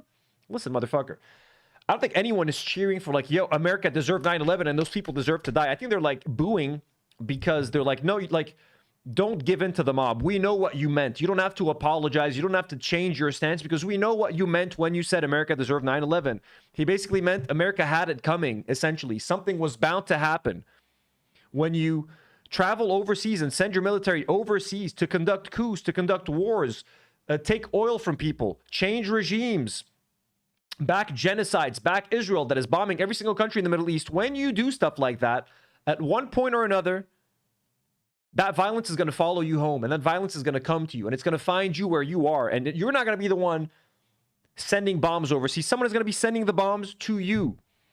So America had it coming. America deserved 9/11 means that 9/11 has done enough around the world where they should have expected this kind of attack. So that's what, when people boo Hasan Piker when he says America did not deserve 9/11, they're basically saying you don't have to back down. Like, you don't have to say the thing, especially not in front of us. Like, if you're out watching a Hasan Piker event live, you're a Hasan Piker fan. You're an OG. You know exactly what he meant when he said that. So, of course they're going to boo. They're like, hey, you don't have to do that. Not with us. Like, we're family here. We know what you mean. This is a safe space. You're safe with us. We're safe with you. We know what you meant when you said it. We don't disagree that, yeah, America has done so much fucking bad around the world that someone at some point was bound to respond. That's why they're booing. They're booing at his decision to like try to change his position or try to like rephrase what he said, because everybody understands the context here. Everybody knows what he means. So there's no need to apologize. There's no need to rephrase it. And of course they're going to boo. Because like, you don't like boo, you don't have to say this shit. You don't have to kowtow to the fucking mob. Like, you're fine here. You're safe. So, you know, the Bob Bomb says it is the Imperial boomerang. Exactly. What goes around fucking comes around, motherfuckers. Now, this is the statement that has been rocking Hasan's world for the last couple of days, I would say. Okay? It's this following statement, which has been, I'm sure, I don't know how much this has been edited. This is the only version of this that I've seen online. But DSA Watch says Hasan Piker tells American Jews to stop supporting Israel or someone will come around and take action, not against Israel, but American Jews. Recognize. And you want to know why? Because people don't fuck with Israel any longer. And if you want to know. By the way, this is a point that Hasan has made over and over again. He's talked about this many times. Conflating Zionism with Judaism, anti-Zionism with anti-Semitism is only going to cause more anti-Semitism. It's only going to cause more hurt for Jews in Israel and around the world. Because when you keep associating Jewish people with the actions of Israel over and over again, some people are going to start assuming that, like, yeah, any Jewish person supports the actions of Israel. So it might lead to higher anti-Semitism levels. Of course, absolutely. When Arabs commit terrorist acts like 9/11, it leads to increased Islamophobia and anti-Arab sentiment. When Israelis and Jewish people commit acts of terrorism and then boast about it in America, it's going to lead to higher anti-Semitism. When you have people like Rabbi Shmuley, all these Israeli influencers, people like Ben Shapiro, constantly talking about, well, most Jews support Israel. Most Jews like what Israel's doing. Most Jews believe in a Jewish state, blah, blah, blah, blah, blah. You're basically saying most Jews support a fucking genocide. Which, when some people hear that, they go like, oh, shit. So stop tying yourselves to Israel. Stop tying yourselves to Zionism. Stop tying yourselves to the actions of a genocidal state. To look after yourselves. Literally, the existence of Israel makes Jews less safe around the world. Because in their attempt to make Jews safe, they're committing all these acts of violence, these horrific fucking acts of genocide that are fucking broadcasted all around the world in 4K. People get to see that shit, and then you want American Jews to be like, oh yeah, we fucking support that shit. What do you think is going to happen, man? What do you think is going to happen? Let's watch the video. Why? Because people don't, and you want to know why? Because people don't fuck with Israel any longer. And if Jews in America keep putting this idea out there that they are singularly invested in Israel, eventually someone's going to come around and take action, not against the state of Israel, mind you, but against American Jews. Okay? We're teaching people the wrong lesson. I don't know how people don't recognize. I mean, what were to happen if an Arab guy is living in the States, okay, years after 9/11, maybe 2 years after 9/11 happened, and he's walking down the street and he's screaming, I support 9/11. I think 9/11 was a good thing. It should have happened. 9/11 was good. I want a second one. Imagine someone was saying that. Wouldn't you be like, oh yeah, that's not a smart thing for you to say, dude. Like, 9/11 was an act of terror. It was bad. A lot of people died. Don't walk around saying you supported 9/11. It might end badly for you. Same thing with Jewish people. The genocide in Gaza that's still ongoing is horrible. It's an act of terror. It's a daily act of terror. Every day since October 8th till today, Israel has been committing terror. If you're a person walking around America being like, I support the what's happening in Gaza, I support it, you're basically saying you support terror. You don't think someone at some point might try to do something to you? Should they? Of course not. But might some fucking crazy person be like, I'm gonna fucking beat the living shit out? Like, maybe. You know what I mean? Recognize how dangerous this predicament is, how dangerous this is for Jews. You're running around basically tying your entire identity to a country that inevitably will be seen as basically Jewish ISIS. And you're saying, as Jews, this is all we care about. You're making anti-Semitism worse. And you want to know why? Absolutely. This is super not controversial. This is so fucking stupid. The fact that people are getting angry at this is just fucking nuts. But of course they're going to get mad at this. Of course. Jeremiah Johnson shares this. So now the backlash has begun. So let me move myself back to my original spot. The backlash has begun. More anti-Hasan sentiment now. So Jeremiah Johnson says, anti-Semitism is because of how Jewish people act is fundamentally no different than women get raped because of how they dress. When you say how they act, you mean if they're out there gleefully supporting a genocidal fucking state, it is kind of their fault, my man. If you're out there walking around, Jew or non-Jew, just Zionist, if you walk around as a supporter of Israel, celebrating the actions of Israel and not condemning them, you deserve to be called out, man. You deserve to be called out. Jeremy Moss, who apparently is the person that Hasan was like talking about or something, puts out a statement. Since the primary election, Abdul and I have been in continual dialogue in our shared fight against MAGA extremism. We have also talked about Jewish and Arab safety and security, both here at home in Michigan and in the Middle East. Coexistence among all of our communities is essential for the future prosperity of all Michiganders. These important conversations do not fit neatly in the confines of a tweet or a reel like so many want them to. I'm grateful that Abdul and I are having them. There is still work ahead to unite our ticket despite our differences. It won't happen overnight, nor should it. It will require continuing outreach that is credible and authentic. But provocateurs are exploiting this moment to create further divisions. I will not be lectured by a California podcaster about what Oakland County, Michigan's Jewish community should and shouldn't believe. And we certainly won't be gaslit that we're responsible for the anti-Semitic harm upon us. The attempted murder of Jewish children in West Bloomfield has no justification. And as a Democrat and a believer in our Constitution, I will never agree with Mike Rogers' dangerous election denial, backing of ISIS cruelty, and obedience to Donald Trump and his future court picks that will erode our rights. Let me be clear, I'm not supporting Rogers. So is Jeremy Moss like running, what is he running for now? Like, what does he mean when he says combining my ticket with Abdul el-sayid? What is this guy running for? Was this guy running against Abdul and then lost? So anyways, he's like, blah, blah, blah, blah. So he's complaining now. And I don't know what I haven't seen Hasan's clip in full, so I don't know the full context. But here's Jeremy Moss from Gato Fumante, caught on a hot mic, saying the entire purpose of my campaign is to make sure America continues to support Israel. I don't think it's wrong for Jews in America to want to put Israel first. America is not our homeland.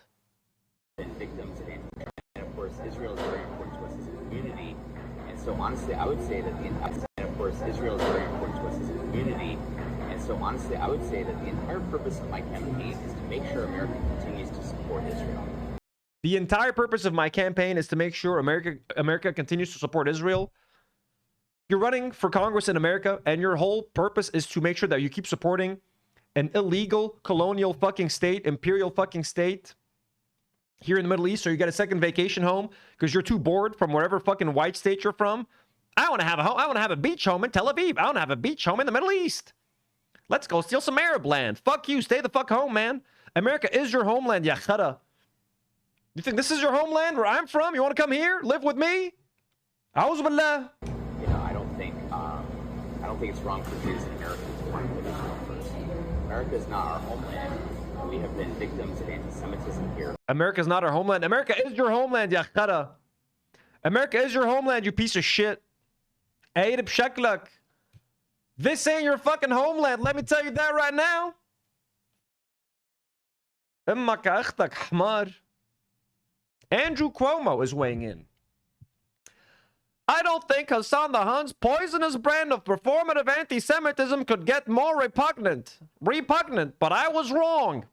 Suggesting that American Jews are somehow responsible for violence directed against them is reprehensible, and there's no context that makes it acceptable. Full stop. Leadership means drawing a line. Every Democrat, especially those who have embraced or elevated Piker, need to forcefully and unequivocally condemn his hateful comments. Now, Andrew Cuomo was one of the original Hasan Piker haters. This guy was one of the first guys to try to use Hasan Piker as like a campaign tool or something. Didn't fucking help, huh? Did it, Andrew Cuomo? You fucking dumbass bitch loser.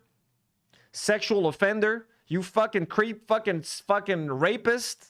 Allegedly, I'm not sure if you raped. Sex offender. Killing all those grannies in old folks' homes, you motherfucker. Everybody, all the favorites. Mike Rogers. More calls for violence coming out of the el-sayid campaign. He is running. Here is his running mate. Hasan, running mate. They're making him sound like Hasan is his VP pick. Here's his running mate, Hasan Piker, saying that if American Jews support Israel, they will be violently targeted because of it. This is all in reaction to Michigan Democratic congressional candidate Jeremy Moss, who happens to be Jewish, saying he is unsure if he will be able to support Abdul for these very reasons. Absolutely disgusting. If Abdul el-sayid had any courage at all, he would call this out and disavow Hasan Piker once and for all.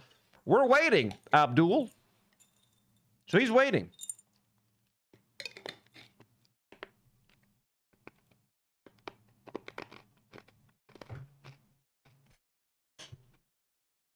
So first, Mike Rogers put out another statement basically repeating what he said in his tweet. Hasan Piker's call for violence against the Jewish community, specifically against Jeremy Moss, must be condemned by every single Michigan Democrat, but conman Abdul el-sayid doesn't have the guts to disavow his running mate, blah, blah, blah. Abdul's attempt at distancing himself from this violent and hateful rhetoric now that he and his son won the primary is the epitome of what a con man does. Says one thing when it serves him and then another when it doesn't. So here is Abdul's statement. So Abdul actually threw Hasan under the bus. This fucking guy who was more than happy to go on Hasan's streams day in, day out, use Hasan for his personal benefit, use Hasan to win the election, you know, all of a sudden puts out a statement. He folded. He bent the fucking knee over a statement that is misunderstood, that is purposely misinterpreted to mean something that it does not. This fucking piece of shit coward already bending the knee, already useless, already a piece of shit. Here's what he said. I believe all Americans deserve the right to advocate for what they believe without fear of violence. This is particularly true for communities that have been intimidated for their beliefs in the past. My commitment to Jewish safety is the same as my commitment to the safety of my own daughters. Anti-Semitism is a scourge, and we need to address it in all its forms. And I stand against any rhetoric that puts the community at risk. So he's basically saying that Hasan Piker's rhetoric puts the Jewish community at risk. Go fuck yourself. I'm done supporting you. Fuck you. If Mike Rogers wins, I'm sorry. No one's getting health care, but I'm not fucking supporting this fucking guy. Bitch-ass coward. Bitch-ass coward. Lemon Min Cat with a $2 donut. Thank you so much. Says no one should support a genocide apartheid country. Let's fucking go. Let's fucking go. But I want to be crystal clear. Nobody speaks for this campaign besides me and my campaign spokespeople. And while politicians and pundits try to make this race about a Twitch streamer, we're going to be talking about gas, groceries, good schools, and healthcare. Because that's what Michiganders keep asking about. It's why I'm fighting to get money out of politics. Money in your pocket and Medicare for all. So he bent the knee. The guy, how many live streams did he do with Hasan? At least 2 or 3 that I can think of. Hours, nonstop, pushing from Hasan, promoting him on his show, helped canvas, helped get him elected, dude. And then just like that, once it's no longer convenient, they just throw him to the wolves. And honestly, I'm starting to think no one's going to collaborate with Hasan Piker anymore. At least for now. At least in the short term. I think they're going to start pausing on it. Maybe really, really small candidates that need to get some exposure are going to start with him. But once they get some sort of mainstream recognition, mainstream success, they are not going to want to align themselves with Hasan Piker anymore.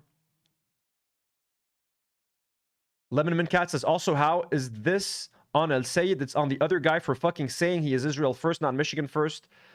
No one cares. No one said that the guy said he's Michigan first. He's Israel first. No one gives a shit. They just want, it's all about Islamophobia now. It's about discrediting Abdul el-sayid. If they can't discredit Abdul el-sayid by attacking his policies, even though they've tried, you know, they're going to discredit him by the people that he chooses to campaign with. And in this case, it's Hasan Piker.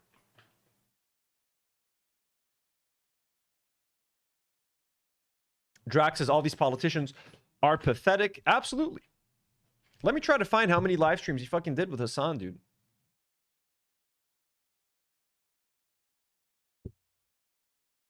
There's a lot of them.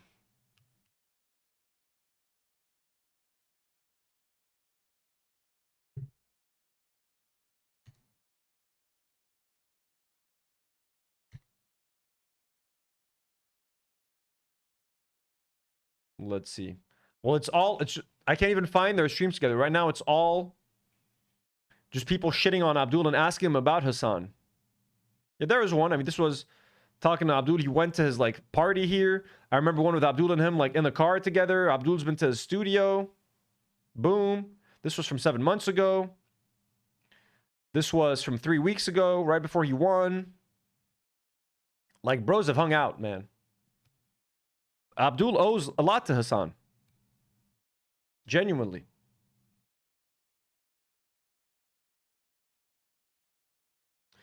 So then, he says he tried to put out a statement, blah, blah, blah. It doesn't mean anything. So then Abdul responds to him and says, folks can't afford groceries. Folks can't afford gas. Folks can't see a doctor. And this is what Mike's want to talk about. A Twitch streamer. He's dodging the first two debates because he doesn't want to have to step outside his safe space in the Fox cinematic universe. Coward. Hakeem Jeffries also hopped in. Says the malicious claim that American Jews are inviting violence against themselves is dangerous and anti-Semitic. Khalas, Ajed, guys. We know the script. We've seen the script. When everything is anti-Semitic, nothing is anti-Semitic anymore. You can't call Mark Ruffalo anti-Semitic, Hasan Piker anti-Semitic, all within 2 days. He's anti-Semitic. He's anti-Semitic. He's anti-Semitic. He's anti-Semitic. You are making people anti-Semitic by just doing this. You are going to make people anti-Semitic by just constantly being like, you can't, it's like, fuck. There's zero justification for threats against the safety of our Jewish brothers and sisters at a moment of rising hate. We will fight the cancer of anti-Semitism with the fierce urgency of now. And this is the man that Zohran Mamdani was just like, yeah, this guy should be Speaker of the House. Yeah, this guy should be Speaker of the House. This fucking AIPAC Zionist shill. Yeah, let's make him Speaker of the House.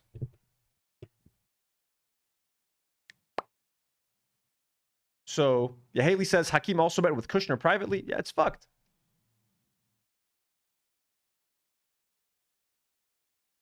This is just so fucking annoying, and it's exhausting. Hasan quote tweets Hakeem and says, do not let a coordinated Republican smear campaign become reality.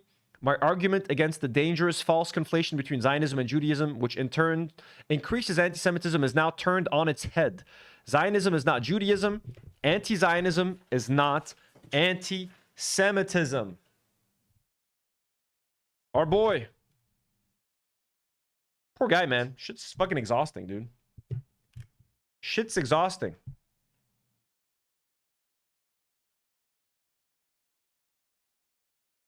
Blakey shares a tweet from a guy with a pager in his name. It says, this is the Nazi that clipped Hasan's stream and claimed he was threatening Jews because he was warning against the conflation of American Jews and the genocidal apartheid state of Israel.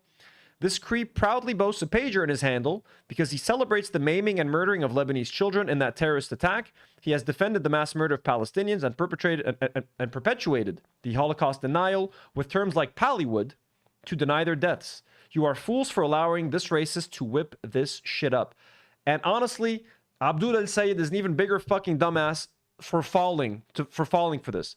And if I were Hasan, I would not fucking pick up this motherfucker's phone calls ever again. No matter what desperate plea. Oh, please, Hasan, one more live stream? What can I... Fuck you, dude. Just go fuck yourself. You're undeserving of help. Hasan probably won't do that because he actually cares about helping about policies and stuff and policy change. But if I were Hasan, I would block that motherfucker. Not that I think Abdul is gonna want to be near Hasan anymore with all the negative press that they're asking him about Hasan Piker more than they are about policy.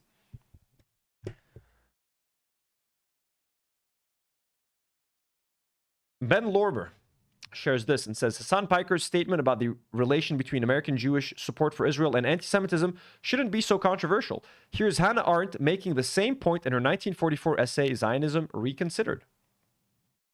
If a Jewish Commonwealth is obtained in the near future, with or without partition, it will be due to the political influence of American Jews.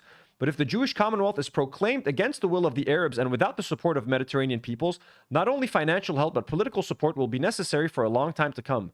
And that may turn out to be very troublesome indeed for Jews in this country, who after all have no power to direct the political destinies of the Near East. It may eventually be far more of a responsibility than today they imagine or tomorrow can make good. The Zionists, if they continue to ignore the Mediterranean people and watch out only for the big faraway powers, will appear only as their tools, the agents of foreign and hostile interests. Jews who know their own history should be aware that such a state of affairs will inevitably lead to a new wave of Jew hatred. The anti-Semitism of tomorrow will assert that Jews not only profiteered from the presence of foreign big powers in that region, but had actually plotted it and hence are guilty of the consequences. So again, if the Zionists, if they continue to ignore the Mediterranean people and watch out only for the big faraway powers, will appear only as their tools, the agents of foreign and hostile interests. Jews who know their own history should be aware that such a state of affairs will inevitably lead to a new wave of Jew hatred.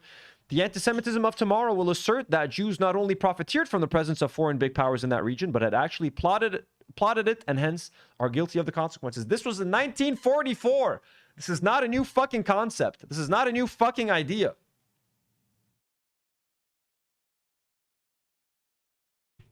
By constantly conflating Judaism and Zionism, anti-Zionism and anti-Semitism, you are forever tying Jewish people and their identity to the state of Israel and the actions of Israel. By doing that, as anti-Israeli sentiment rises, and if you're tying Israel with Jewish people, as anti-Israeli sentiment rises, there's going to be anti-Semitism that rises. It is inevitable. Which is why they should be fucking separated. It's crazy, man. Also, here's 30 minutes. Hasan wasn't calling for violence. He was saying that conflating all Jewish people with the actions of Israel makes Jews less safe, something he's repeated for years. Here's a 30-minute compilation of Hasan basically saying this, calling out anti-Semitism and how criticism of Israel shouldn't be conflated with Jewish people. We're not going to watch it, obviously. It's too long. Here's Hasan talking about how difficult this past week has been. Strong face on, and I'm always going to boulder through it. I'm always going to fucking push through it no matter what. My policy is always to say the truth, no matter how much people punish you over it. It's always to have fun with it too, right? While we're covering such horrifying sights, horrifying realities. I will say this, though. I will say this. I mean, this past weekend has been a lot. I'm not going to lie to you. It's been a lot. I'm going to continue doing what I'm doing. I'm not going to feel discouraged. I'm not going to stop saying the truth. I'm not going to stop speaking truth to power in general. Someone has to do it. Someone has to tank it. That's just largely my mentality on this stuff. But this past weekend has been insane. Like going from the entire Republican media ecosystem universally saying like, this guy loved that Charlie Kirk got assassinated, which I never said and never would, to then having to deal with Mike Rogers and then also distance yourself from Cutie and things will get better in a lot of ways. Trust. That's an insane statement. Okay.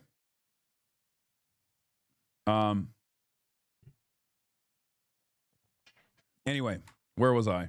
I mean, I think that chatter was trying to make a joke, but Regardless. So, what I was gonna say is, yeah, it's been one of the more insane weekends. One of the more insane weekends of my life, I would say.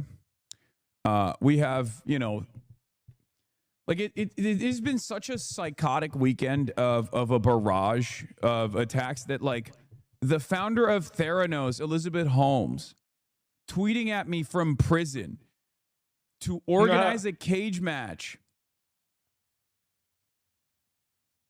That is, like, not even in the top 13 most insane things that happened this weekend. You know what I mean? Like, she's in jail right now. She is currently in a cage. For those of you who don't know, the founder of Theranos, Elizabeth Holmes.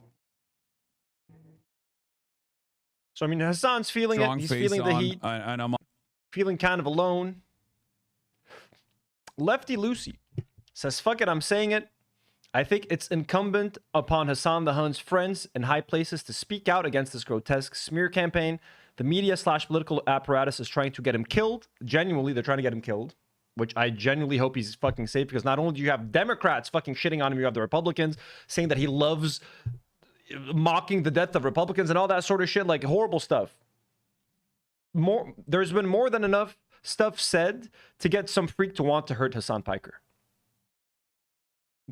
They've put enough out there to make someone want to fucking hurt the guy. So, knock on wood, hopefully nothing fucking happens to him, and fucking stay safe, dude. So, Lefty says, fuck it, I'm saying it. I think it's incumbent upon Hasan Piker's friends in high places to speak out against this grotesque smear campaign.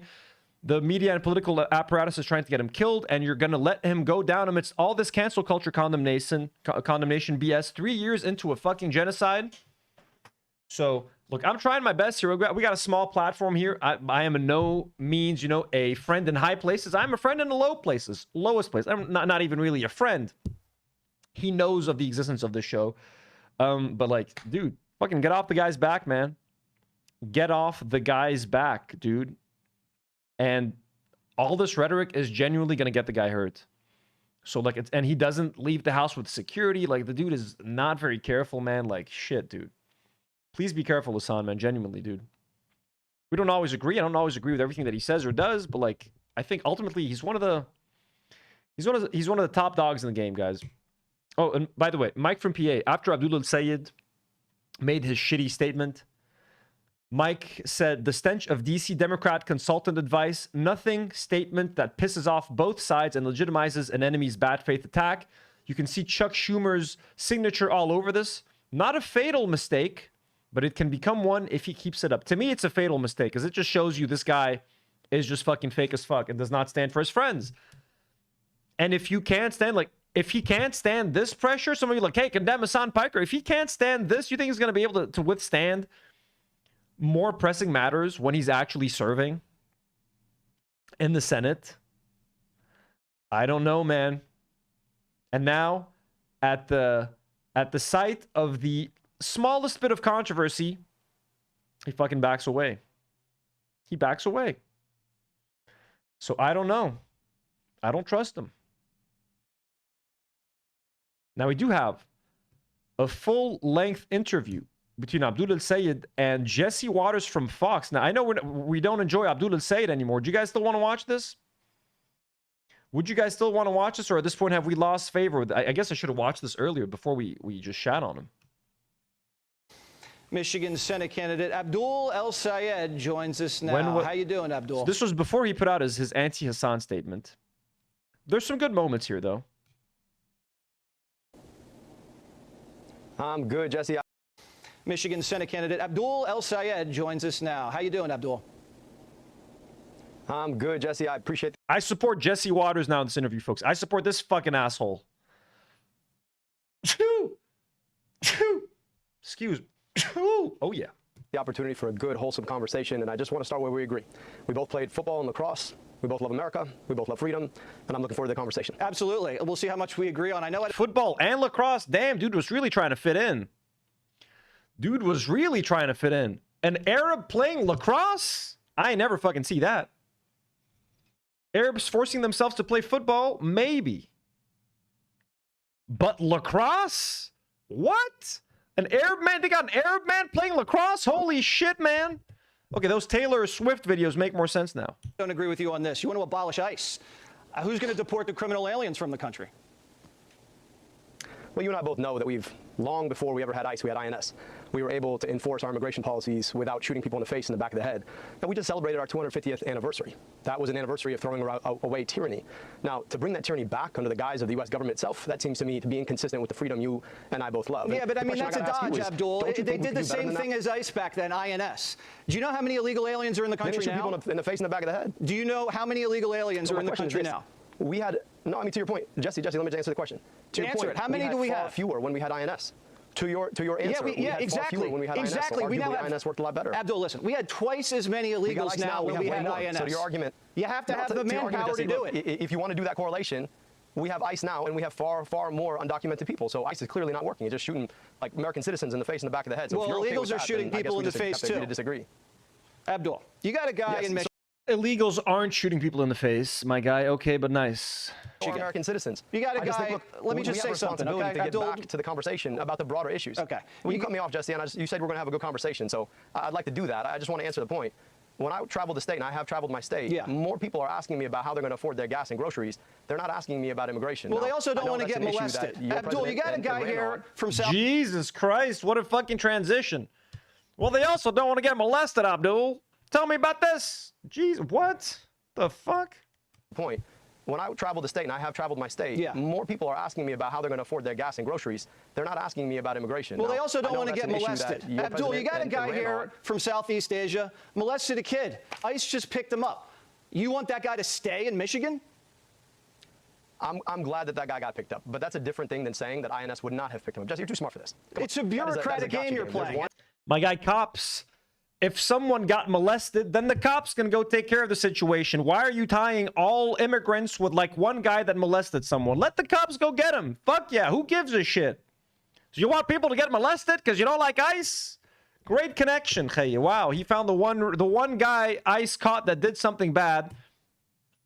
You know? And that's a dodge. You need guys to get these guys out of the country. And therefore, ICE, we need ICE. I'm just saying, look, playing by your own rules. When we had INS, we had fewer people doing the things that you're talking about. That's because Biden didn't blow open the border back then. When we had that. All right, that's because Biden didn't blow open the border back then. That's not an ICE question. That's a CBP question. No, you guys let in a ton of people, and we got to get them out, and we'll take the guys out the way we need to take them out. Green New Deal, you back that up. Do you drive an electric car? I drive a plug-in hybrid made right in the United States. The bigger question about cars, though, is why the president just started a trade war or escalated a trade war with Canada. It's about to make all of our cars, especially the internal combustion engine cars, so much more expensive. You want to get rid of the internal combustion engines? No, I don't. Who told you that? That's what the Green New Deal says. Came to America to design internal combustion engines.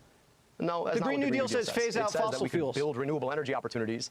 Look, I'm not going to defend the Green New Deal. What I'm telling you, though, is that we could make a whole lot more amazing jobs. You're on the record as backing the Green New Deal, Abdul. Look, I'm just telling you this. Are you opposed to the idea that we could reduce energy costs and create jobs in Michigan? Why would he say I'm not going to defend the Green New Deal while he's actually supports the Green New Deal? Absolutely, but I don't want windmills in Lake Michigan. So you're absolutely opposed to that? Yeah, I don't want to put windmills in Lake Michigan, do you? Windmills. I don't think the people in Michigan want that, Abdul. If you're running on that, that's not going to go over too well. We have a pipeline. No, I mean, Jesse, look, we can have a conversation if you want to. If you want to keep cutting me off, we can keep doing that too. But you told me we're going to have a good conversation. I just want to talk about something. Right now, we have an oil pipeline in the Great Lakes. If that oil you can still use fossil fuels and have electric cars. He's not telling you no fossil fuels. Pipeline would have burst. And there's hybrids, bro. The consequences for our Great Lakes would be disastrous. Now, you're telling me that you'd rather have a situation where that happened than a windmill? That really is so offensive to you? No. Now, those windmills are good. I'm saying I don't want to get rid of fossil fuels, and that's what the Green New Deal does. Let's move on. You want to soak the rich. Abdul, because this isn't a podcast. I got to sell ads in the breaks. You want to soak the rich. Let's listen to what you said about the taxes. Run it. I also think we got to start taxing wealth for people who have over $100 million. I mean, at that point, like, what even are you going to do with more money? What are you going to do with more money? I mean, whatever I want. I mean, Jesse, I don't know how much you make. I'm not a billion. Make, I think I'd rather have. What the fuck? Dude, this guy's so fucking weird. Like, does he think he's hosting, like, E-Entertainment? You're supposed to be hosting a news show. What's up with the smiling and the slicked back hair? Like, bros on the wrong network. Is this what boomers watch all day? Well, yeah, look, so that's exactly it, right? The question ultimately is, do you want to drive on good roads, or would you rather have a billionaire make a second billion? That's what Mike Rogers wants. That's what Donald Trump wants. Apparently, that's what you want. I think the people of Michigan want something different. They want good roads and good schools. So you're saying Beyonce, who just became a billionaire, she has to break you off something every year? She has to pay the politicians? It's not me. It's the American public. You're Beyonce, the one that wants the money. To be able to contribute. You're the one that wants the money. You fucking idiot. Don't you know how taxes work, you dumb fuck? Really? Just became a billionaire. She has to break you off something every year? She has to pay the politicians? It's not me. It's the American public. You're Beyonce, the one that wants the money. To be able to contribute back to the public schools that she went to. I think she'd be happy to invest in good roads in her community. I think she'd be happy to pay a little bit more so that everybody had a little. Yeah, he is trying. Drax says he's trying the Tucker laugh. He is kind of trying it, isn't he? A little bit more. You're reaching a little deep into the pocket. To be defending billionaires from your channel, Jesse. That's a crazy thing. I thought you were for. I'm just saying. Look, at the end of the day, I thought you were for the everyday man. Like if you're for billionaires more than you're for every other person, well, you and I are just going to disagree. No, I just think I have the right to the fruits of my own labor. That's America. It's not communist what you're talking about. No, the problem Let me ask you about socialized health care. Billionaires don't make money. You want more taxes for the rich? You're a communist. And let me just answer the question. Sure. No, let me go back to that. Go ahead. Billionaires don't make their money off of their labor. That, I think, is where you head off. Billionaires that make their money off their money. So if you have $1 billion, your billion makes another 100 million. That's not the fruits of your labor. That's just the fruits of your money making money. I think it's okay. Like if we tax you at 7%, you're still gonna make what, a cool $30 million off your $1 billion. I think it's okay. They're gonna be okay, Jesse. Yeah, I just don't like the idea of politicians like you capping how much money people make in America. That's just me. We can have the voters in Michigan decide. You say you want socialized health care. Abdul, how much is that going to cost? It's going to cost the average Michigander a whole lot less than they pay right now. But I'm just going to tell you. No, but what's the price tag of the program? Who voted to raise prescription drug prices Lemon Mint Cat with a $5 dono. Thank you so much, Lemon Mint Cat. Says immigrants are not criminals, and the Great Lakes hold 40% of Earth's fresh water. So no to the Line 5 pipeline. Let's fucking go. Fuck the Line 5 pipeline. Fuck any pipeline, to be honest with you. Thank you for the generous donor, Lemon Mint Cat, and for the passion. We love it. 19 times, right? And so I'm just saying I want to bring your costs down.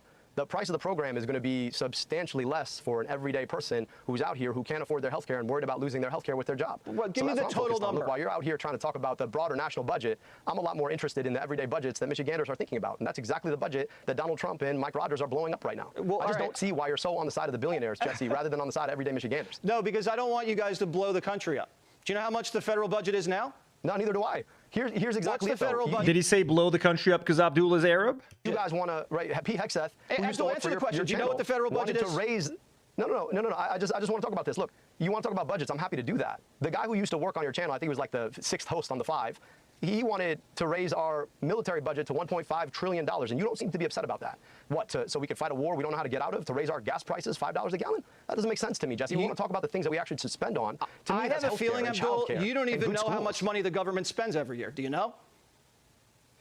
Look, the question, Jesse, to me All right, so you don't know. Let me tell you what it is. It's $7 trillion a year. And your plan Jesse, to take over the healthcare system is $4 trillion. Here's the problem with it. So to exactly your point, I mean, do you know what? I'm not very good at math. I don't think you're very good at math either, but go ahead. Clearly you don't. And you don't seem to care. But I don't think most Americans want to spend that much money on military escapades so that the folks stranded on the USS Abraham Lincoln can't even get a sausage for breakfast. I just think that we could do a lot better with our money, Jesse, and I think that's where you and I disagree. I just disagree. I think if you spend $4 trillion, everything else is going to get really expensive. You're going to look back at Bidenflation, and you're going to wish you were back there. But you brought up foreign policy. Are you want to talk about inflation? I'd be happy to talk about inflation. Jesse, you actually said the word. Because everywhere I go in Michigan, people are talking about the fact that they've never had to worry as much about life being as unaffordable as they say right now. Now, I get it. Donald Trump likes to blame everything on his predecessor. But let's be clear, this is Donald Trump's economy right now. And he's about to make everything so much worse because he's in a vanity war with the Prime Minister of Canada. And look, like, I'm in Michigan, and you're from New York, right? So you know Canadians, man. They're the only people I know who apologize before they even did his thing. So now they're raising the tariff to 50%. What's that going to do to inflation? Yeah, what is spending $4 trillion going to do? I think it's going to make it a lot worse. But you brought up the war. Are you glad the Ayatollah is dead? Let's talk about the war and spending. Yeah, I mean, look, he was a terrible person, but that's beyond the point. The bigger question is, should we have gone to war in the first place? Look, I just want to be clear with you, right? I mean, I'm never going to defend the Iranian regime, but I am going to defend the idea that we probably shouldn't be fighting wars we don't know how to get out of. Oopsie, you go to war and you tell us that it's going to be a special military operation. That was in February. We're now in September almost, and we're still fighting the special military operation. I mean, it's not working for us, Jesse. We're not really this fighting is exactly it. what It's a happens when we've got a dunce blockade. in the White House who doesn't know what he's doing. So you'd go back in time, you'd give them back their nuke program, you'd give them back their Air Force. Their Yes. No, I'd go the nuke program's buried under a mountain of rubble. and we actually had nuclear containment. Now, Jesse, you like to, I mean, look, I understand selective memory about history, but we had a JCPOA that was well negotiated, that actually had nuclear non-proliferation far more securely than what we have right now after having gone to war for the better part of 6 months. Yeah, I like the fact that the nuke program's buried under a mountain of rubble. They can't even get access to it. It's not, motherfucker. It's not buried, dude. But that's me. I think we'll figure it out. The thing you said about... So let's just stop there. So, Sure. Jesse, wait. I understand you're not good at math. Yeah, this is kind of annoying, huh? Nisser Yusei says, I can't endure this. I'm right there with you, Nisser. I get that. I'll give you that. But science, we gotta talk about science, okay? You understand that, like, nuclear material doesn't just go away because you buried it under a mountain of rubble. You understand they can still go back and bury it out, right? Yeah, we're watching it from Space Force. So and we're anybody not any that more goes near secure it, than we were back then. Okay, let's move on. You said getting rid of Sharia law was white supremacy. Let's roll the tape. Go. I don't have to tell you that the same exact forces that drove native peoples from their land 2 centuries ago, destroyed Black Wall Street a century ago, bombed a building decades ago, and tried to ban Sharia law not a decade ago, that those forces are alive and well today. So getting rid of Sharia law is white supremacy. Can you explain that one? Do you know what canon law is? Jesse, I assume you're Christian, right? Yeah, tell me. All right, so canon law is the name for Christian law. I don't begrudge you your right to practice your faith as you choose. I don't know why the idea that I could practice my faith as I choose is a problem. Nobody is trying to push Sharia law on anyone else, just like I hope nobody is trying to push canon law on anybody else, because we live in America where you should have the freedom of your religion. So the idea that you have somebody like Tommy Tuberville, right, who barely was good at coaching football, is out here trying to ban Sharia law when there's less than 1% of the Muslim community in America, as if somehow Muslims are out here trying to push Sharia law. That seems to me to be deliberately targeting the Muslim community because they're different.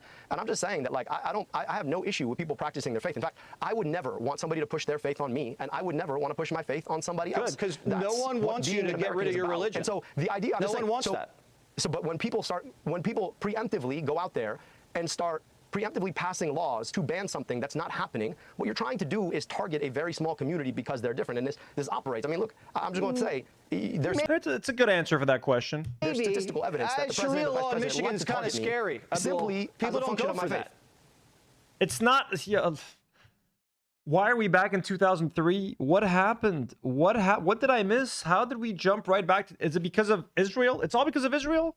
Because Israel is committing a genocide and everybody's hating on Israel. The only way to distract from Israeli hatred is to turn it back on the Arabs and the Muslims and anti-Semitism. Is that it? Is it because Israel is getting its ass kicked PR-wise and no one's fucking with Zionism, no one's fucking with this fucking genocide, that the only way they know how to distract from it is to turn it right back on the Arabs and the Muslims? Is that what's happening right now? Is this why all this shit is happening? You know, it's like men aren't equal for women. It's like physical you punishments. like to say the word.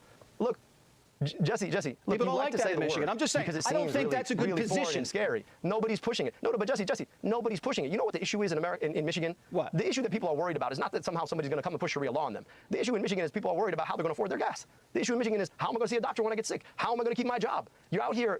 Honestly, you guys love to play this culture war game where you use these words that sound really foreign to avoid actually having to talk about the issues that everyday people like to talk about. Now, look, Mike Rogers is the motherfuckers out there talking about Sharia law, communism, and Hasan Piker. That is literally their attack. Are you a communist? Do you want Sharia law? Do you support Hasan Piker? Like, motherfucker, everyone's fucking broke. Everyone's broke. I'm running against for U.S. Senate. And I know that you've had him on your show. Maybe he answers questions. I don't know if he does. I've actually never had him on. Only, but look, you haven't. So he's ducking your show too because he's ducking. Look, can we all agree? Like, I haven't Jesse, invited him on. We're gonna have a debate, right? Can we all agree that Mike Rogers is a beta? Can we all agree with that? I haven't even had him on. Dude won't even come on your show because he's afraid of getting grilled. I will have him on. That guy. And I'm sure it'll be great. But Abdul, Jesse, let me just can I back up he's for out 1 here second? trying to talk about Mike. Can I back up for 1 second? Finish my point. I'll finish. Yeah, okay, because Mike Rogers isn't here to defend himself. He thinks he's running against Hasan Piker. Well, maybe then he'll actually come on your show. Maybe I'm doing you a favor then. But the guy's a beta, doesn't like to answer questions, and he dodges every debate. I don't think he's going to dodge you too. Need Mike. Guy's a beta. Come on, man. That's your attack. Rogers on the show, but thanks for booking it. You know, I agree. Gas prices are too high. Gas prices are too high. Abdul, pipe down 1 second. Gas prices are too high. Pipe down. You gonna let him talk to you like that, Abdul? You're gonna smile at him when he tells you to pipe down? Green New Deal's not going to help that. You said that we get to keep our doctor. I've been told that before. we were lied to. So let's move on. Jesse. You said here, I want to move on because we do have to hit a break. No, let me just finish the point. Please. You told me you want to say something. Go ahead. And I want to just finish my point, okay? Yeah. If the only answer that Mike Rogers and Donald Trump and J.D. Vance have to this economy is to point to me and say there are scary words associated with him, I'm just going to tell you those scary words are not raising gas prices or keeping you from seeing your doctor. I'm interested in getting money out of politics, putting money in your pocket, passing Medicare for all. And I think that actually will solve problems in Michigan. I'm not scared of you, If you think Abdul. I just think you're a little misguided. Or running against my faith is going to fix problems, go ahead. No, I just played what you said and we talked about it, so we're all good. You also said this. You want to replace the right to bear arms with the right to health care. You don't want to replace the Second Amendment, do you? With the right to what? We're all good. You also said this. You want to replace the right to bear arms with the right to health care. You don't want to replace the Second Amendment, do you? Well, look, man, I think more people are more worried about whether or not they can see a doctor than whether or not they can have a gun. I'm just going to put that out there. I mean, you're dodging the question. Do you want to replace the Second Amendment? I'm just saying that more people are more concerned about seeing a doctor. If we had a right to health care in this country, they probably wouldn't. And I think that'd be a pretty good thing, don't you? I think you dodged the question. And that's a pretty big one in Michigan. But I'll take it as what you said. You said look, Colin at the end of the day, Kaepernick. I'm perfectly fine with people. Let me just finish to answer your point. You said I dodged the question. I'm perfectly okay with people having their hunting rifles. It's an important pastime. I've got family that goes hunting every single year. But don't you think we should have a right to health care? Don't you think that'd be a good thing in America? Can we just say that? 75% of the country likes the health care coverage they have. I don't want to screw that up. No, 75% of the country wants guaranteed health care through Medicare for all. So maybe you have your facts. I guess we'll I know find you got out. the alternative facts over here. We'll so find I'll out. give you that. 75% of Americans love their health care. My mother, I have insurance here. It fucking sucks. I fucking hate having insurance. I hate having to deal with insurance, having to pay for insurance. The fact that I have to pay for it, at least it costs way less in Lebanon than it would in the States. Thankfully. And it's due next month. My insurance premium is due next month. I'm going to have to slam down a whole lot of money for that shit. And no, I don't give a fuck who my health insurance. I just want to go to the doctor. I know that I don't have to pay a lot of money. That's what I like to do. That's what I like about healthcare. I just want to go to the hospital and know that I'm covered. No one likes their healthcare provider. No one likes their insurance company. No one likes their doctor, dude. You might like your doctor. They like their health insurance. Everybody loves Aetna. Everybody loves United Health. What do you mean, Abdul? We'll find out in November. But that's a Gallup poll. You might not believe it, but yes, I'm telling you what it is. Yes, we will. You said Colin Kaepernick was a good guy, and you said the NFL was racist. What did you mean by that? He meant what he said, motherfucker. Look, I think for Colin Kaepernick's sake, yeah, I think he should have had several more years in the NFL. Now, I think he's a pretty damn good quarterback. I think, unfortunately, he lost a lot of time. But the bigger question right now when it comes to football, look, I know you guys like to think I don't like football, but I'm happy to line up against anybody who thinks that I don't like football. And I'll just tell you, the bigger issue that we have for football right now is I looked at ticket prices to try and go and see a game with my family. It's astronomical, through the roof. Now, I think football used to be the kind of thing that you could enjoy with people. It's another dodge, Abdul. So I mean, football. I want to talk about access to football. I asked you if you thought the NFL was racist because you said the NFL was racist, and now you're talking about ticket prices. No, I'm just telling you, the NFL is too expensive.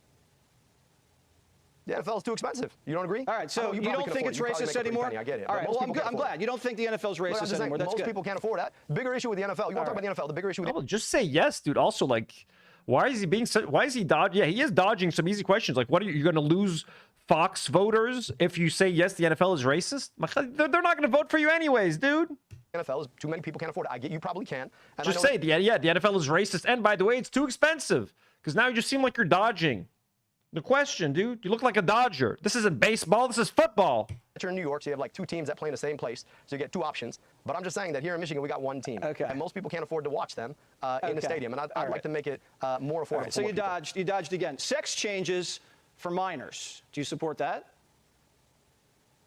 Look, is the NFL racist? Do you support sex change for minors? Dude, Americans can be so fucking dumb. Like, holy shit, dude. This is what they base their political, the destiny of their country off of these fucking questions. Like, this is what literally dictates the rest of their lives. This is insane. Look, you know, I remember having great conversations with my conservative friends about right to try legislation. The idea that the government shouldn't tell you what kind of health care you should have.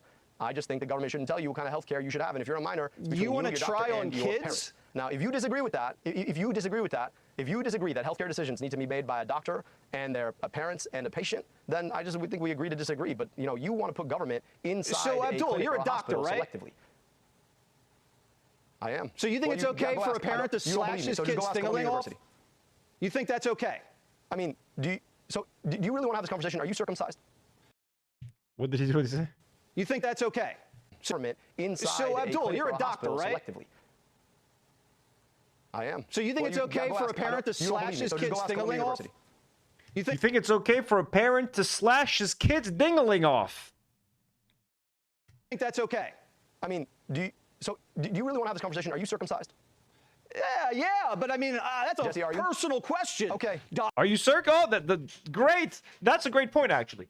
You want to slash a kid's ding-a-ling off? You want to cut off their ding-a-ling? My Fox News, my 75-year-old audience doesn't like that, Mr. Abdul Muslim. So you probably should want to move on. You probably should want to move on. You probably want to move. There we go. That's a pretty good one. Oh, so you're circumcised? You circumcised? You got your dick, violated when you were a little boy? Circumcision's different than castration. I think it's a problem. It's a problem that you think that you get to decide what happens between a parent, a doctor, and a patient. And I'm just saying that, yes, circumcision is surgery on a kid's ding-a-ling. So if you really want to bring that up, you can. I'm glad that he brought back the ding-a-ling. And it is. Circumcision is a procedure, is surgery on a kid's ding-a-ling. I just think you guys are really selective about how you want to talk about these things. Abdul, Michigan's not going for that. That is sick stuff. Boys playing. That is sick stuff. Circumcision is surgery on a kid's ding-a-ling. So if you really want to bring that up, you can. I just think you guys are really selective about how you want to talk about these things. Abdul, Michigan's not going for that. That is sick stuff. Boys. That is sick stuff, Abdul. That is sick stuff. What the? He just said it was a pre-written response. He was going to say this is sick stuff no matter what Abdul el-sayid said. So he's just making fun of his piece. He's like, this is sick. Lemon Mint Cat with another $2 super chat. Thank you, Lemon Mint Cat. Says trans rights watching Fox is the dollar glitch for me. Really? Let's fucking go. I'm gonna watch more Fox News stuff than Lemon Mint Cat. Get you raged up, rage bait you. He's playing in girls' sports. I'm not advocating anything. I'm just saying.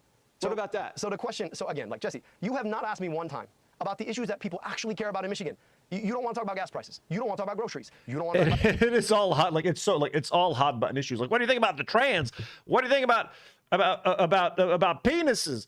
What do you think about Muslims and Sharia law? It's like, motherfucker, are you going to ask about like a single policy? Healthcare. You don't want to talk about this stupid trade war that's about to destroy We spent the whole interview talking about that stuff. That's destroying.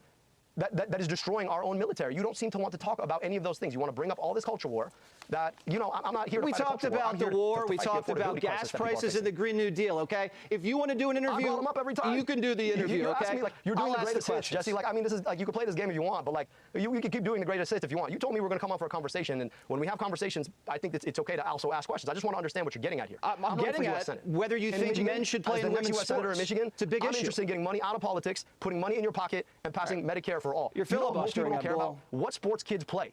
You're filibustering. It's a big issue. Because like I you guys kind of lost on that issue last time. Deserve to hear about. All right, so you want to answer that question? What issue? You want to answer the question? What issue? Go ahead, Jesse. What issue? Should men play women's sports? You have daughters, right? I think that. Look, I played sports my whole life. Sports were an important part of my life. I'm grateful for the opportunity to play sports. And at the end of the day, the decision of who gets to play what sports ought to be decided by the people who govern sports. I'm running for U.S. Senate. Jesse, it's insane. I'm out here trying to take on like the healthcare crisis in Big Pharma, and you're asking me about who gets to play what sports. It's silly. People can't It's take you kind of a big thing if you've been following the news recently, Abdul. Let me ask you about the politics. We'll get to your race. Let's do your race right now. Please be serious. Like, I'm here with you. I want to have a conversation about the issues that matter. Let's do it. Let's talk about the things that people are actually talking about. Okay. I am, but let's keep going. Black people in Michigan. Well, I know you guys are talking about that, but like most of the country's not. Okay. Go ahead. All right. Black people in Michigan voted for this white lady you ran against by like 8 points over you. What happened there? Well, he had something on his lip. Look at that. 8 points over you. What happened there? Well, Jesse, I mean, you said it yourself, right? You got to give credit to Abdul. He ran against the machine. I got outspent 11-1. That 11-1 is going to do something at the end of the day. Now, my job is to go and earn every vote. And we've been having some great conversations in the community. We'll continue to do that. And I have a lot to talk about when it comes to my work taking care of communities. I rebuilt Detroit's health department, led Wayne County's Department of Health, Human and Veteran Services, got to work alongside so many folks in the community to give kids glasses, take on corporate polluters, eliminate medical debt. I'm looking forward to continuing to have those conversations, and I feel really good about being able to bring communities together and beat Mike Rogers, who you and I both agree is a beta and won't come on your show and won't debate me in November. Didn't agree to that, but that's funny. Reparations, do you support that? But you laughed at it. Because you didn't say you didn't agree. Like, Jesse, you're very good at telling me when you don't agree with me, but you actually laughed at that joke because you actually agree. Sorry. Reparations, do you support that? I think we need to have an honest conversation about the incredible debt that was put upon black folks as a function of slavery that we have yet to pay. And I just think that's fair. Like, you're asking about reparations in 2026? Like, that's what he's talking about? What do you think? Should we pay black people for the slavery and all the harm that we caused? It's literally just rage bait questions, dude. Rage bait fucking questions. If people are enslaved and forced into servitude, and then we don't actually have a conversation about all that was owed, that our own country agreed was owed, I just think that it's past time to have that conversation. That shouldn't be a crazy thing. You know, I understand that, like, for folks who really want to inflame culture war, I just think it's important for us to think about how do we make sure that communities like the city of Detroit that have been segregated so that you have a disproportionate number of people as a function of redlining who are forced into certain communities, how do we make sure that their schools are made whole? I'll just tell you this, in the city of Detroit right now, they just had $700 million invested in their schools. They're still $1.7 billion behind. And a lot of folks want to say, oh, well, that's profligacy, et cetera, et cetera. No, a lot of that has to do with public policy. Okay. And if public policy created a level in which black folks disproportionately suffer everything from maternal mortality and infant mortality to lack of access to jobs, I think it's important for our country to have so you want to have a conversation about how we about make people whole. You want to have a conversation about it because we have you on the record as backing it, but now you just want to have a conversation. I got it. I got it. Well, I couldn't tell you exactly what. Go ahead. Schumer, you said you basically wanted his head on a stake when you were running in the primary. You still believe that? Well, look, me and the senator have one goal right now. It is to win Michigan. So we're looking forward to doing that. And given the fact that Mike Rogers, who you agree is a beta, is my opponent, it probably shouldn't be very hard. Okay. I respect the fact that you came on. Oppose me. Mike, bro, talk to your guy. I respect the fact that you came on. I don't think you've really looked into some of the policies you're pushing. You seem a little naive, Abdul. I give you credit for facing the music, but some of the stuff's just straight up wacky. You know? I don't know if that's going to fly in Michigan, but we're going to... It's just wacky. You know what's wacky? We're going to find out. We're going to find out. And you know what's wacky? Yeah. You know what's wacky, though? Yeah. Can I just tell you? You know you didn't ask me about? What? We got a president of the United States who cares more about the drapes in a ballroom that shouldn't be built than he cares about the war he just got us into, or that he cares about the affordability crisis. That seems to me to be a little bit wacky. So if we want to have a serious conversation... Also mentioned that he's a pedophile. ...about what Michiganders are... Chris with the $2 super chat. Thank you, Chris. Says, me and boys always talk if we should cut kids' peepees. That's always a fun topic. You know what I mean? Like, hey, how are you going to do, you know? At what age do you want to cut your boy's pee-pee off? You know, those are the talks that we have all the time. I'd love to come back on and talk about getting money out of politics. It's so wacky. Your policies are wacky. Wacky, wacky. Money in your pocket passing Medicare for all. Okay, we'll do it again. I'll tell you, none of that. Okay, that's enough of that. That's enough of that. No more. Now, we got one more long-form reaction. This one should be more of a reaction. This was, I don't know why we watched this. This was just infuriating. Shoe0nHead. Bro, I forgot Shoe0nHead was still making YouTube So my videos. last video was about woke. Shoe0nHead is still making YouTube. I used to watch Shoe0nHead like 15 years ago, dude. Like years ago. I forgot she was still a fucking thing. She's still out there making fucking videos. Look at this. Same background, same microphone, same hair. Everything's the same. Literally, she has the same haircut. She still parts her hair the same exact way. It's the same fucking flag. Same shitty like webcam. Nothing's changed, dude. Did a little bit of research. Look at this. She did a female dating strategy. I was trying to catch up today, man. I was like, holy shit. Brought me back, dude. Look at this. She did a video about Pokemon. Smash or pass. 420 edition. That could be fun. Dude, she looks... How do you look the same? This was 6 years ago, dude. 6 years ago. Fast forward to now. Dude, it's the same fucking... Holy shit. Sorry, she just did a video called, Are Democrats Okay? MAGA was right. We were crazy. Are Democrats okay? So let's see what this is about. So my last video was about I saw on Twitter they're saying she married a Nazi. I've heard that. Okay, let's see. She's talking about Hasan Piker here. So my last video was about woke one, a new phrase coined by leftists and Democrats online that is being used to distance themselves from the terrible PR disaster that was the last few years for the left in America. Nancy Pelosi kneeling in full African garb to honor George Floyd? Why, that was just woke one. And how, in my opinion, that was not woke. Was that even woke? That wasn't woke. That was just fucking cringe. One, and how woke one actually started in like 2012, 2014 with Gamergate, Me Too, you know, Tumblr era feminism, the whole pre-Trump No opinion, yes, I do 420. era wokeness before it was even called woke. And I talked about how I don't want them to rewrite history and pretend this all started in like 2020. After uploading that video on Woke One, I thought I was free, that I would never have to hear the insufferable, delusional term Woke One ever again. I thought I could finally move on with my life. Yeah, I thought. What do you make of those controversial statements I'm sure you've seen? I mean, she's, you know, the Thanksgiving dust up, abolished prisons, abolished police. Francesca Hong has made clear her present stances to her electorate. Yeah, she's moved away from a lot Right, of that. she's moved away from it. Of course, rhetoric in that time is not rhetoric that we would use today. I have a local city councilman that has this saying, Woke One was crazy. Now, as an ex-AOC fangirl... Oh, look, she has a picture with AOC as well. Look at that. Look the same there too, man. Holy shit, lady. You are consistent with that hairdo. I feel like I am well within my rights to say, not so fast, bitch. I watched these people go from anti-establishment, fighting the man, become the most preachy, buck-broken, neutered HR department Karens in real time. I remember when she broke away from the Bernie Sanders campaign. It was like pulling teeth. AOC backed away from Sanders' campaign after a Joe Rogan endorsement. After he dared go on Joe Rogan. I watched this all happen, and I held on. I held on for a long time. But isn't she back with Bernie? Weren't they doing No Billionaires in America? She did that tour with Bernie, and Hasan went and visited them like within the last few months. She's like totally okay with Bernie. What is this? Many would say too long, in fact. But this clip of AOC talking about Woke One really solidified how I've been feeling for the past few years. In this video, I will be responding to AOC trying to walk back Woke One in what I can only assume is a desperate attempt to distance herself from the more crazy people in her movement before a future presidential run. Now, while politicians are out here trying to dodge accountability for things that they've said and done, the rest of us are out here figuring out how the fuck we're gonna afford anything. People are getting squeezed from every direction. Rent costs too much, groceries cost too much, everything costs too much. At this point, I'm scared to open my wallet because I know it's gonna be empty. Actually, that's not true. It's full of shit. Just random gift cards from 2011 that I've never used. I don't even know what half this stuff is. But thankfully, I have a product that can help with just that. So before we get into today's video, let's quickly give a shout out to today's sponsor, Ridge. Ridge is known for creating premium minimalist wallet. Okay, 1 second. Yeah, buck breaking is a racist terms. It alleges that slaveholders publicly and sexually assaulted enslaved black men to psychologically break them. What the fuck?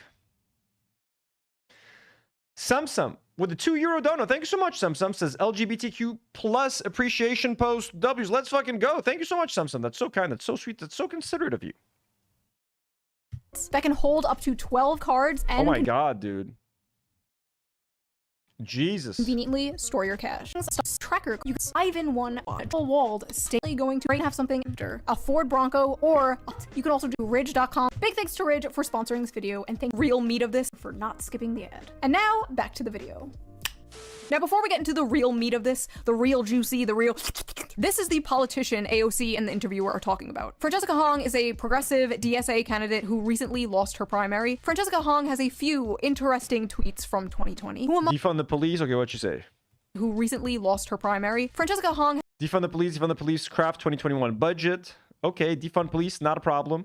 Has a few interesting tweets from 2020. Who among us does not? But most notably, one about wanting to cancel Thanksgiving. Cancel Thanksgiving. Should have done this in 1621. If it takes a worldwide pandemic for us to realize we should stop celebrating colonialism and the original super spreader event that killed indigenous folks and women, so be it. Please don't. Yeah, pretty based opinion. I honestly fucking hate Thanksgiving. I find Thanksgiving to be the most absurd fucking holiday ever celebrated on Earth. Like, hey, let's celebrate the night where the Native Americans actually prepared a meal for us, and then we butcher them the next fucking day. Like, what an offensive fucking holiday to celebrate. I'm sorry. No, Americans like, let's hold hands and say what we're thankful for. You fucking murdered and slaughtered innocent fucking people and stole their land. I've never, maybe for Americans that have grown up with us, yeah, it makes sense. For everybody else, it's a fucking weird holiday. I'm sorry. Okay, just like when white people like kissing again. White people kissing their kids on the lips. Stop fucking doing that. Letting dogs lick their fucking faces and lick their mouths. Stop fucking doing that, white people. And defending Thanksgiving. Stop it. Those three things need to stop, whites. Don't gather for the colonizer holiday. Please do wear a mask. I forget that people actually speak like this, and it's not just like some conservative parody of liberals. One thing that they brought up as well was a post from you in 2021 where you said Americans should cancel Thanksgiving, should have done this in 1621. Do you still believe that Thanksgiving should be canceled? I'm a chef. Bringing folks around the table to share conversation and build community is always a good thing. But Thanksgiving is also a time that's incredibly painful for many people in our communities. Don't get me wrong, I love the struggle session they're putting these candidates through, reading their old woke 1.0 tweets back at them. Like a dog that peed on the carpet. What is this? What is this? But the quotes and replies from like Democrats and leftists on this were even funnier. Is it so hard to just say, no, I do not want to cancel Thanksgiving? Even if you do want to, just lie? Why is she catering so hard to the fringe? Does she want to lose her election? Why can't she just lie? This woman is an optics nightmare. Just say no. Say it was a joke. Say it was woke 1. These aren't leftists. These are like fucking regular Democrats or something. No one wants her to lie about this, dude. I'm like, yeah, say NFL is racist. Thanksgiving fucking sucks. These are easy fucking answers, dude. These are so fucking easy. Easy ones to question.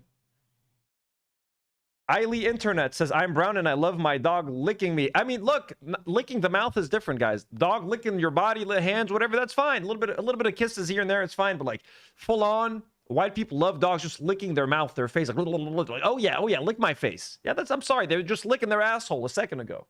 Just lie, for fuck's sake. Just say no. Just lie, please. No, she shouldn't lie. And she's not even showing, lie, like, she's not even revealing who said these fucking things. It could literally be anyone. She could have literally tweeted this out herself. We have no idea who's tweeting this out, dude. Just say no. Just lie, please. No, she shouldn't lie, and she's not trying to cater. This is what she truly believes. And the people should know exactly what she believes. She has talked about her half-white son, that he gives her a, quote, proximity to whiteness. I wasn't always aware of the struggles of other communities of color because for me, assimilation always kind of took over. And so I did marry, my proximity to whiteness continues, right? My son is biracial. He's half white and half Korean. I love the hesitation. She's like, I married my child is half white. She can't even like bring herself to say it. Activists in the streets, colonized in the sheets. Many such cases. Also, Francesca Hong just like hates all holidays. I mean, her saying her proximity to whiteness changed. I don't honestly find anything that weird about it. Like, this is just complaining about nothing, dude. Elon Musk, like, literally tweeted about this video. I was like, Elon Musk is watching Shoe0nHead? And then I was like, Shoe0nHead is still making videos? And she still looks like this? Why is she wearing this dress? What is this? My child is half white. Why is she wearing, like, trad wife outfits? Can't even like bring herself to say Is it. she gonna go churn butter in a second? Activists in the streets, colonized in the sheets. Many such cases. Also, Francesca Hong just like... What? Activists in the streets, colonized in the sheets. Many such cases. Also, Francesca Hong... In the car headed to Superior, I have about 30 minutes. Ask me anything and I'll try to answer. Only subject off limits is Halloween. Not my thing. Hong just like hates all holidays. I do not enjoy fireworks. Eyes in the sheets. Many such cases. Also, Francesca Hong just like hates... IT bro who was working on our computer remotely changed the background theme to snow and Christmas trees. I feel slightly attacked. All holidays, apparently? This woman is straight up Grinch maxing. She's got a hate tweet for every fucking holiday, I swear to God. Except for Kwanzaa. Of course. Why would she hate Kwanzaa? When asked how her long-term vision of a world without prisons would work, Hong said, "What I know is attainable, and the policies that actually meet the urgency of the moment and understanding the realities of it means we have to ensure that we're funding our local governments, that we're bringing justice to victims." She added, "What may have been aspirational is not primary." What may have been aspirational. So it's still an aspiration. Lemonman Cat, thank you so much for being here. Enjoy the rest of your day. Appreciate all the support and the passion in chat.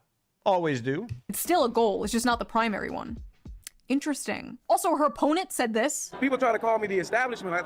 I look at that as a slur, particularly as an African-American candidate. So, cancel Thanksgiving or establishment is a racist slur. Your Democratic Party, sir. Anyway, my point is, Francesca Hong's old tweets about defunding the police and whiteness and Thanksgiving, they were being all hand-waved away by AOC as just simply being woke one. Woke one was crazy. Woke one was... So she wasn't married, but she was dating a guy called Armored Skeptic. And he had like conspiracy leaning content. He was not an overt Nazi, and the couple split up in part due to controversy surrounding political circles and figures like Lauren Southern. They're no longer together. So, I mean, she was kind of, I guess, dating someone who was Nazi adjacent. Woke 1 was crazy. But if you said Woke 1 was crazy during Woke 1, you are a racist fascist Nazi. The citation of Woke 1.0 or Woke 1 is now a common shorthand among parts of the online left to describe and distance themselves from what they view as a more dated or inconvenient aspects of the impassioned social justice activism they participated in during the late 2010s and early 2020s. In 2021, Chai Osi, campaigning for New York City Council, tweeted, "A cis white man should not be the next speaker of the council." When a critic of his on X unearthed that old post earlier this year, Osi, now a council member, gave a pithy response. Woke 1 was crazy. We all got a bit crazy back then. We did some Jello shots and got on the bar and took off our tops and burned the city down and got people fired from their jobs for having opinions Obama had 15 years ago. You can't spend like 10 years bullying people into the most retarded asocial political opinions under the she said the R word. She said the R word, folks. Oh no, she bleeped it too because the wokes will come after her. Oh no, she's so controversial. She's such a badass. She's so brave. She's so brave. 10 years bullying people into the most retarded asocial political opinions under the coercion of social ostracization or getting fired from their job, then turn around and just be like, that just happened. My career for like a decade has been calling this out, has been trying to tell the left. Okay, no one who was doing Woke 1 5 years ago and now all of a sudden has changed their view. They weren't really woke or leftist to begin with. They might have thought they were more extreme and now have become, they've either gotten older and have become more centrists or have just joined the more centrist part of the party. It's not like people that believe this shit today, they're not still in Woke 1. They just haven't changed. It's people with inconsistent values, people that cared about something 5 years ago, found that it was politically inconvenient or too tricky, too difficult, or too slow moving. So they're like, fuck it, let's abandon all this extreme stuff and let's be more palatable. You were never a leftist to begin with. If you supported trans rights 5 years ago, but don't support them now because it's inconvenient, you're not a leftist. You were never woke to begin with. Sashi, holy shit, Sashi. 253 with 5 gifted Do Not Worry memberships in the chat right now. Sashi, thank you so much for the generous donation. Holy fuck, guys, we're at 32 new members today. Sashi, we salute you. Thank you guys so much. It's been fucking crazy today. Goddamn. And the Democratic Party that this woke shit was toxic and would drive people away from them. And for 10 years, I was called a racist, sexist, pick-me, fascist, Nazi, every ism under the sun. And now they're just conceding to that and acting like it never happened. And you just expect us to, what, move on? I've been like I was literally going to call you a pick-me like a second ago. You are totally a pick-me. 100% a pick-me. Nothing has changed. The people have changed. AOC was already never woke to begin with. It's all a fucking act. No one believes AOC. AOC is a fucking centrist, and she's becoming the next Nancy Pelosi. So Woke 1 wasn't crazy. It's those people that have changed and that are now centrist and that are now probably saying shit like, Israel has a right to defend itself. Dog chasing a car, and I finally got the car, and I don't know what to do with it. Like, first of all, why as a Democratic politician would you say this? You're basically saying like, yeah, MAGA was right. We were crazy. Like, okay. What else are they right about then? Even from like an AOC fan point of view, this just makes her look completely unserious and makes like the progressive movement look completely unserious, which it is. Why should anyone trust a politician who can get swept up in mass hysteria so easily? How can I trust that won't happen again? She's not swept up in mass hysteria. She's like rebranding herself because she's trying to make herself more palatable to the centrists and the normie Democrats. She didn't get swept up in shit. It's all an act. It's fake. Oh, this didn't work back then, and the culture wars have gone a certain way, so I'm going to align myself with what is more electable. That's it. They're just taking the convenient, easy way out. She was under no fucking spell. How can I trust in 5 years from now, you won't just call whatever it is you're advocating for now woke too, and dismiss it as crazy? Folks, we got a special guest in the chat. I want everybody to put out W's for North Star Radio. Comrade Casey's in the house. Comrade motherfucking Casey. Says AOC is still Hasan's #1 pick for president. Yeah, she's pretty cringe. Now, out of the choices that they have between Ossoff and Gavin Newsom, AOC would be my #1 pick. But yeah, she is at this point. I think I want to divorce myself from American elections because everyone ends up being a fucking piece of shit and we end up eating shit at the end. And Samsung just slammed us with a gift to Do Not Worry membership. Let's fucking go. Samsung, thank you. Thank you, Samsung. Everybody tell North Star Radio how much you miss his videos. Samsung, thank you so much. Let's update that to 383 members, folks. 383. Let's go. I want everyone to ask Comrade Casey, where the next video is, when it's dropping. The people want to know, comrade. The people want to know.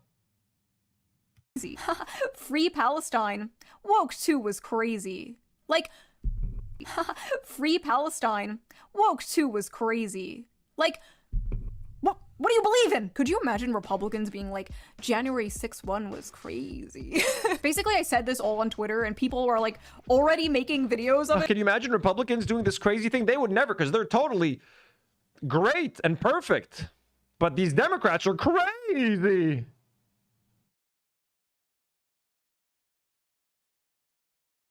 Could you be more of a pick-me? AOC panics after Shoe0nHead calls her. Like, that didn't even happen. Like, I don't think AOC even knows I exist. I love the thumbnail on this one. Shoe bitch slaps AOC. Who the fuck is this? Is that Shoe bitch? Ah yes, the infamous, notorious Shoe bitch. Going around slapping women. Every time I log onto YouTube, I'm destroying and slapping and finishing on people. If you didn't know who I was, you would think I was some, like, psychopathic rapist. And then you click on the video and it's just like, I posted a tweet. Anyway, back to the point. When a citizen changes their mind on something, that's totally normal, that's totally natural. Many things can happen in the span of years that can change your mind on something. It's perfectly normal to evolve and grow. And it's fine if you're a politician and you change your mind on something, but, and this is a big but, this is a fat ass. If you're a politician and you change your mind on something, I want to know exactly She's like so unfunny, dude. Why you changed your mind. When you changed your mind. Be transparent. What about woke 1, really woke 2 in my opinion, don't you agree with anymore? Why didn't the interviewer ask AOC that question? Like, what was crazy about woke 1? Trans women are women, DEI, white privilege, defund the police, the Green New Deal, like what? What? Tell us. What? Tell the class. I've talked about this a few times. So she thinks trans, okay, What was crazy about woke 1? Trans women are women, DEI, white So trans women or women is bad, DEI is bad. Privilege, defund white privilege doesn't exist. The police, the Green New Deal, like fuck the defund the police doesn't exist. Green New Deal is bad. What? What? Tell us. What? Tell the class. I've talked about this a few times in a few videos, but one example of me changing my mind, I was way more critical of the police back in like 2020, like borderline ACAB. I was also single, depressed, living in my parents' basement, smoking weed. Oh, so she was more critical of the police in 2020. What happened to make you love the police? And she's also correlating that she was more critical of the police when she was single and depressed and living with her family? What? Borderline ACAB. I was also single, depressed, living in my parents' basement, smoking weed every day, but I'm sure that had nothing to do with it. I can tell you that moving from the suburbs to the city, taking public transportation, having a kid, seeing firsthand how bad things are and how bad things can get, actually experiencing the world outside of my bubble is what changed my mind on that topic and a whole bunch of other topics. So now I love the police. I want to know, AOC and other politicians. So since she had a kid, so now to protect her kid, she must love the police? What about woke 1? Do you disagree with now? What's sad is if this was like 5 years ago, I'd be like, hell yeah, AOC has finally seen the light. Woke is bad, so true. Now we can get real things done, comrade. But it's not 5 years ago. I'm a grown up now, and this is extremely pathetic. As a politician, you need to be transparent. I'm gonna bird hands at you. Be transparent. Now that I have a family, now that I have kids, you know, I don't care what the police does to other communities. Minorities, black people, I don't care.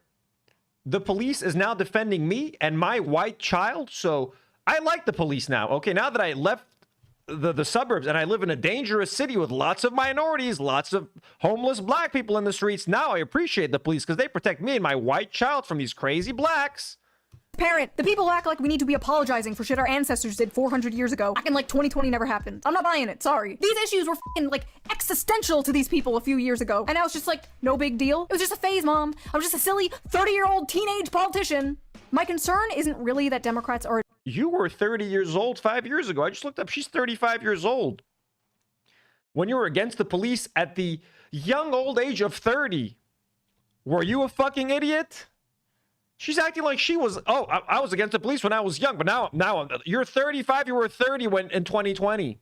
You were 30 in 2020. You could make a decent decision about whether or not you like the police? Admitting this stuff was wrong and deeply unpopular. My concern is I don't see anything preventing from that happening again. There's literally some assemblywoman in Brooklyn right now running on some woke 1-ass shit as we speak, talking about how stealing should be legal, actually. No one should be arrested, much less jailed, for stealing a tube of toothpaste. Incarceration separates people from their jobs, support— Yes, she's fucking right. Are you kidding me? Someone should be jailed for stealing fucking toothpaste? Support service, and loved ones. It perpetuates a cycle of poverty and crime, no matter how much fear-mongering the right-wing media does. These people aren't stealing toothpaste because they have to brush their teeth. These people are stealing things in bulk to sell on Facebook Marketplace. We have food banks, food stamps, charity for poor people who can't actually afford toothpaste. If I could go back in time and tell myself one thing, it would be criminals are not— Haley D. Oh, that's funny. With a $2 super chat says, dropped on head. Dropped on head. That's fucking good. That is good. Aladdin. Criminals are not Aladdin. Criminals are not Aladdin! And it would make everyone's lives incredibly easier if there was actually some deterrent against crime. Yes. Otherwise, what's the point? Why should anyone go to work and spend their hard-earned money when we can just steal? Crime is legal now. F laws. Drunk driving is not illegal on stolen land. I don't think they understand. Remember, guys, she has a kid now. That's why she cares so much about crime. She has a child. She has a child now.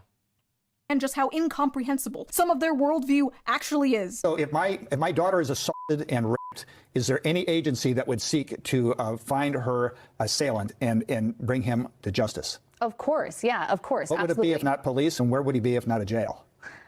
So I guess I really want to avoid getting kind of caught into these hypotheticals and talk more about the reality that we're actually facing right now, which is that we're spending absolutely outrageous amounts of money on police and policing. What hypothetical? That's the entire idea. That's the entire policy, and you can't explain it? Abolish prisons. Where do the bad people? So she found one fringe lady who's on the news saying, like, you don't need any police and anywhere to hold criminals. I mean, look, she's got to fucking figure it out first. Like, oh, you found the one weirdo online who went on TV completely unprepared to answer the question, what do we do if someone gets raped, and where do we hold him? Who goes after him?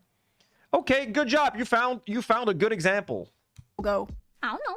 Like, yeah, okay. In a functioning society, people like that would be forced to dig ditches in a work camp forever. Useless. Sorry, I'm chutting out so hard in this video. I'm in my luteal phase. I have a fucking pimple.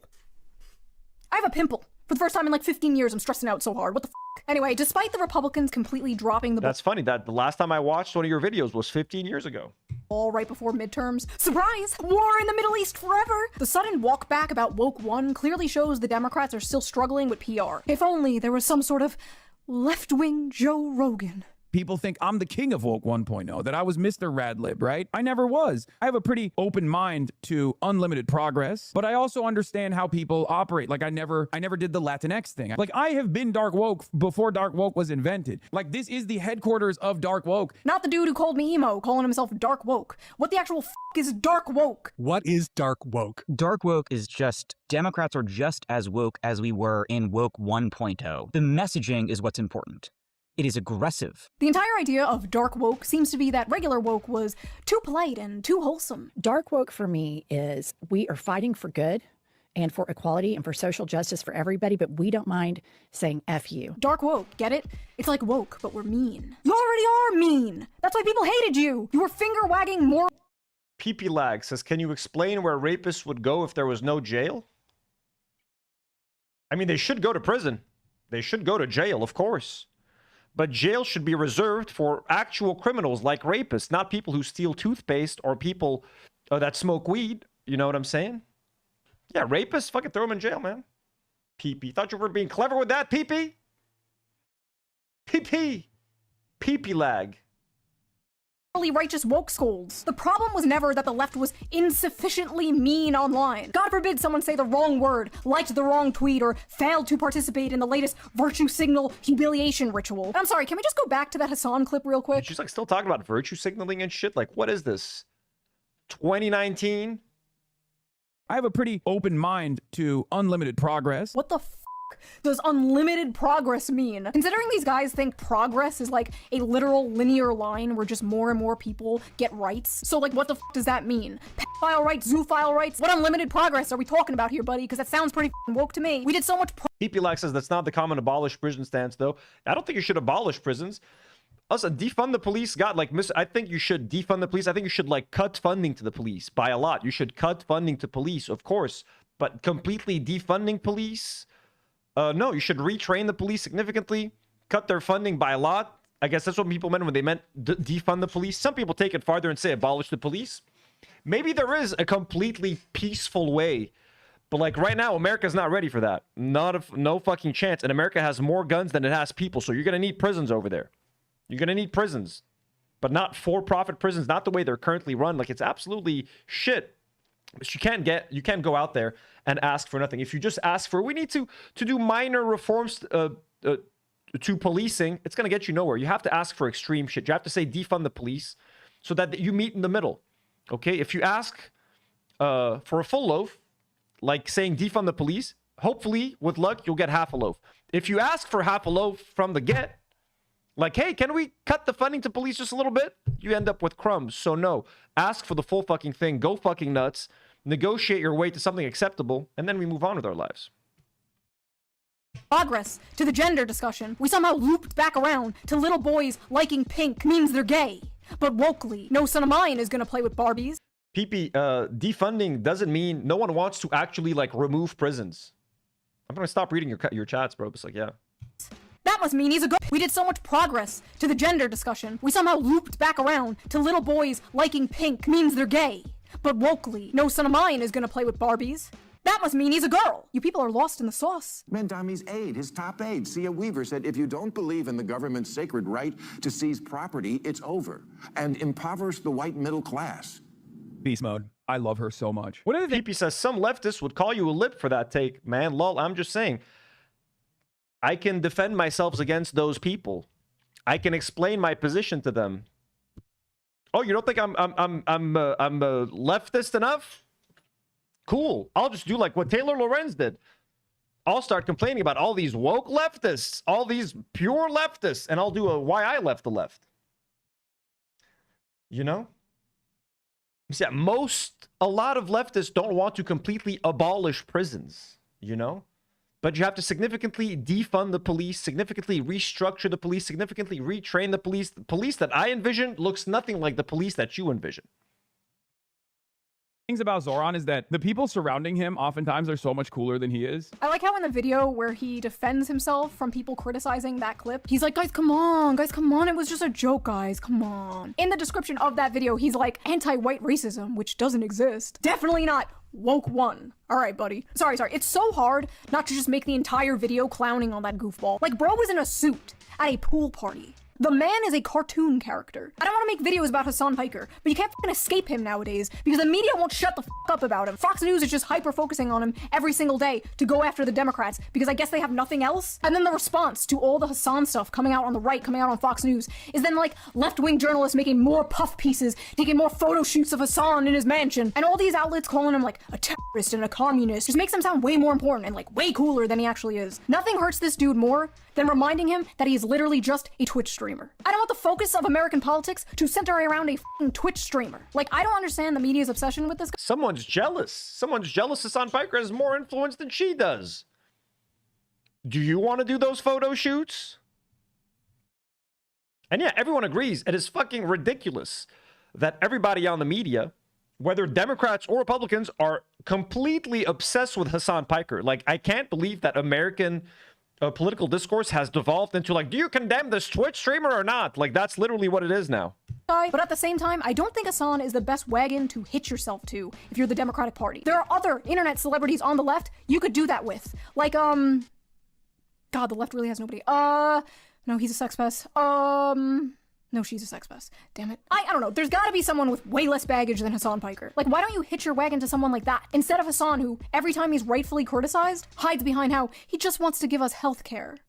Death to the West! Let the streets run with their capitalist blood! Ha! Whoa, dude, you're making us look bad. Oh, I'm just a little healthcare boy! You wouldn't criticize a little healthcare boy now, would you? Oh my god, dude. Are you fucking kidding me? Do little skits now? It's supposed to be fun. Did Elon Musk laugh at this when he saw this?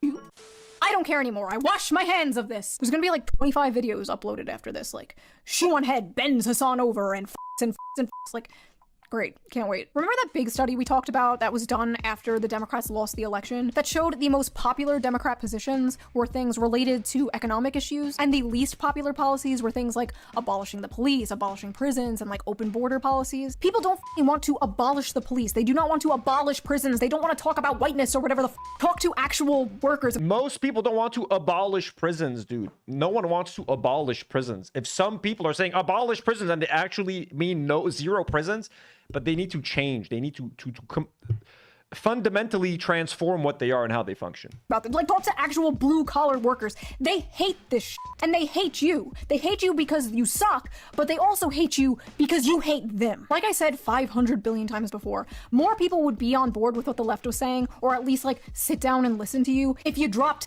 the gay race Marxist bullshit. How do I know this? The DSA and the left and the Democrats, they have to distance themselves from the goofy, destructive, identity politic, asocial bullshit. And in order to do that, you actually have to mean it, not just laugh it off. But I don't think they can, because this stuff is just so deeply ingrained in... No one likes identity politics more than like centrist Democrats. The first thing that Guam did when I called her a slut was like, do you hate me because I'm gay too? That's all they have. All they have is clinging onto their identity and who they are and their sexual orientation. Socially progressive politics. A lot of this stuff isn't woke one. It's just part of dismantling whiteness and the patriarchy, destroying hierarchies, subverting norms, or whatever the f. That cancel Thanksgiving tweet wasn't just some like silly haha woke one bullshit. But you know, I could be wrong. Maybe I'm wrong. Maybe this is what I've been asking for a decade. Maybe this is a new era for the Democrats. Could AOC actually have changed her mind? Yes, it's totally possible, yes. AOC and I are like the same age. She's like a year older than me. She's still pretty young. 35 is young, right? It's not impossible that in her time being We're not young, lady, okay? a politician, her mind has changed on a few things. But it lines up suspiciously well with a run for president in 2028. So forgive me if I'm a little bit skeptical. I see a lot of Republicans online like, do it, AOC, run for president. Don't get too cocky. You may be surprised. The American people are an enigma, and we might see a pretty big pendulum swing. As hard as it is for some hyper-partisan brained people to hear, not everyone voting for these DSA candidates are like crazy commies or something. Just like not everyone who voted for MAGA in 2016 when Trump promised to bring jobs back and he will remember the forgotten man and whatever. Those people weren't Nazis. When people can't afford a house, a car to get married, to have kids, you cannot be shocked when they start looking for options outside of the establishment. Huey Long, one of my favorite politicians, believed that if people had their needs met and were content and happy and had jobs and could feed their families, communism or fascism would never come to America. Because people— Why is she even talking about communism? Oh my god, dude. They're talking about— what a fucking useless waste of time. People would have no reason to revolt or want those things. They would be happy with what they had. He believed that extreme economic inequality created political instability. And as the economy continues to go to shit and wages don't increase, and retards like Dan Crenshaw respond to these issues— She said the R word again, folks. Oh shit. Oh shit. Based. with basically let them eat ramen, we are going to see people moving to all different directions on the political spectrum. Personally, until there's a Democratic Party that isn't prisoner to identity politics or isn't completely cucked by race grievance, I'm not a Democrat. And until there's a Republican Party that actually cares about workers and isn't completely cucked to a certain foreign country, I'm not a Republican. I'm trying to look like Hasan. I look like a f***ing femboy. Wait, hold on. Hi, my name is Sock. I look like I would be groomed on Discord. What the actual f***? Alright, I need to get out of this. I need to get out of this. In conclusion, I do not like seeing politicians run from accountability. I like transparency. If you change your mind on something, tell me. So she's saying, I'm not a Democrat and I'm not a Republican. Both sides suck. I mean, yeah, Democrats as a whole, generally, they fucking suck. Sure, but you can't equate them with Republicans. They're almost, like, they are. I always say Republicans, Democrats are the same thing. But like, right now, what is happening, like, right now? Like, come on. Come on, lady. Me why. This woke 1, woke 2 is a headache. I am done with it. What do you guys think? Do you guys think there's a chance AOC is being genuine? Are you willing to believe politicians who have— No, AOC is definitely not being genuine, bro. 100% not genuine. That they've changed their mind on things? Have you changed your mind on things since like 2020? If so, what? If you like this video, please subscribe, and if you can, please consider— Yeah, in 2020, I thought trans people should have rights, but now that was just woke. That was me just being woke. Now I think trans people shouldn't exist because I have a child now. I'm kidding, folks. God, that was insufferable. Donating to my Patreon, a link down below. All patrons get every single video a day early with no censors, no bleeps, totally raw. Also, I'm doing— Oh, they can hear you say the R word? Whoa! We can hear you say the R word if we just pay you a few bucks a month? Holy shit. Anyways, folks, we're done with this horrible video. Hasan, we support you. We wish you the best, Hasan. We are 3 hours and 23 minutes into this live stream. It is 1:30 a.m. exactly here in Lebanon. 1:30 a.m., folks. Late night street, burning the candle at both ends. There's going to be a stream tomorrow night, most likely. Might be a Lego stream. Might be, depending on what news drops and stuff, if there's a lot of stuff to talk about. This was a pretty jam-packed episode, so I don't know if I have... if I can do a 3-hour stream tomorrow. So maybe tomorrow night, we do a Tino's Playroom stream. Maybe some Lego building, some Star Wars mock building. Maybe some Dark Souls to get the boys ready for that final what? Haley says we need a palate cleanser. Not with me. My ass tired. Haley says, I don't like AOC. I don't know this person, but she's just as useless. Niser says it's 1:30 in Saudi too. Let's go. Same time code, baby. Let's fucking go. Everybody, we love and appreciate you. Vincent says, no, I don't like the video and I'm not subscribing. You annoying. See you next Tuesday. No. Vincent, don't say that. But anyways, folks, I had a really good time tonight. Productive stream. Good stream. Got through a lot of shit. Hasan Piker, I know it doesn't mean much, and I know I can't help you much, but this Lebanese man here supports you, okay? I wish I could do more to help you, but we know what you mean when you say these things. We know that everyone is out there now more than happy to come after you in defense of Israel because you're an easy target right now. You're loud.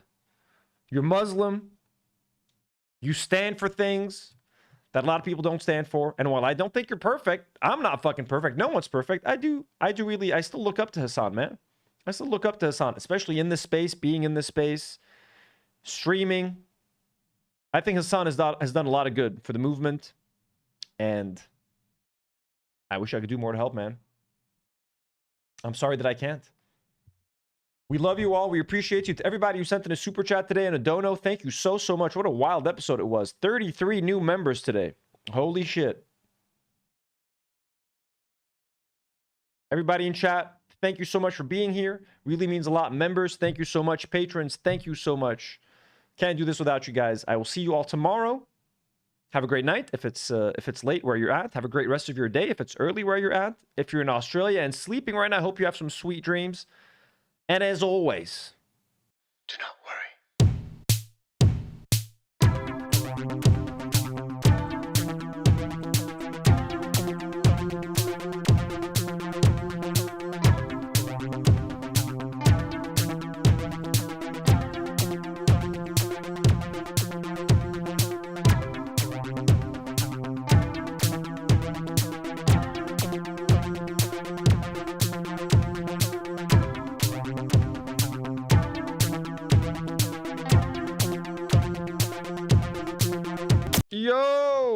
shit, I was just about to click end stream and Mithy Eve just slammed us with 5 gifted.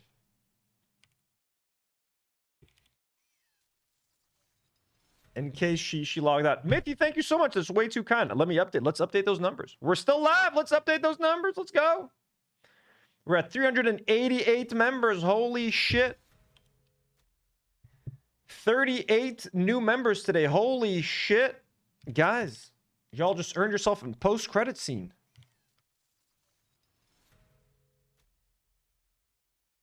We're back. We're back. 3-8. Goddamn, that is so kind and generous. Matthew, thank you so much. Thank you so much. You got a post-credit scene. You got a post-credit. Anthony will return in Avengers Doomsday. And Haley, holy shit, Haley with another gifted. What the fuck is going on? We going crazy now. We're just losing our minds now. Holy shit. Everybody taking advantage of that post-credit scene. Everybody, get your donos in now before I leave. Holy, Haley, that is way too generous. You guys are crazy kind, man. Haley, thank you so much, genuinely. Thank you, Haley. Thank you. I got that pin right here. Right here. You guys are way too kind. Congrats to everybody who just got gifted. Toast Malone got gifted. Toast Malone? Got to update that number now. 388. That means we're at 393. 393 members. Holy hell.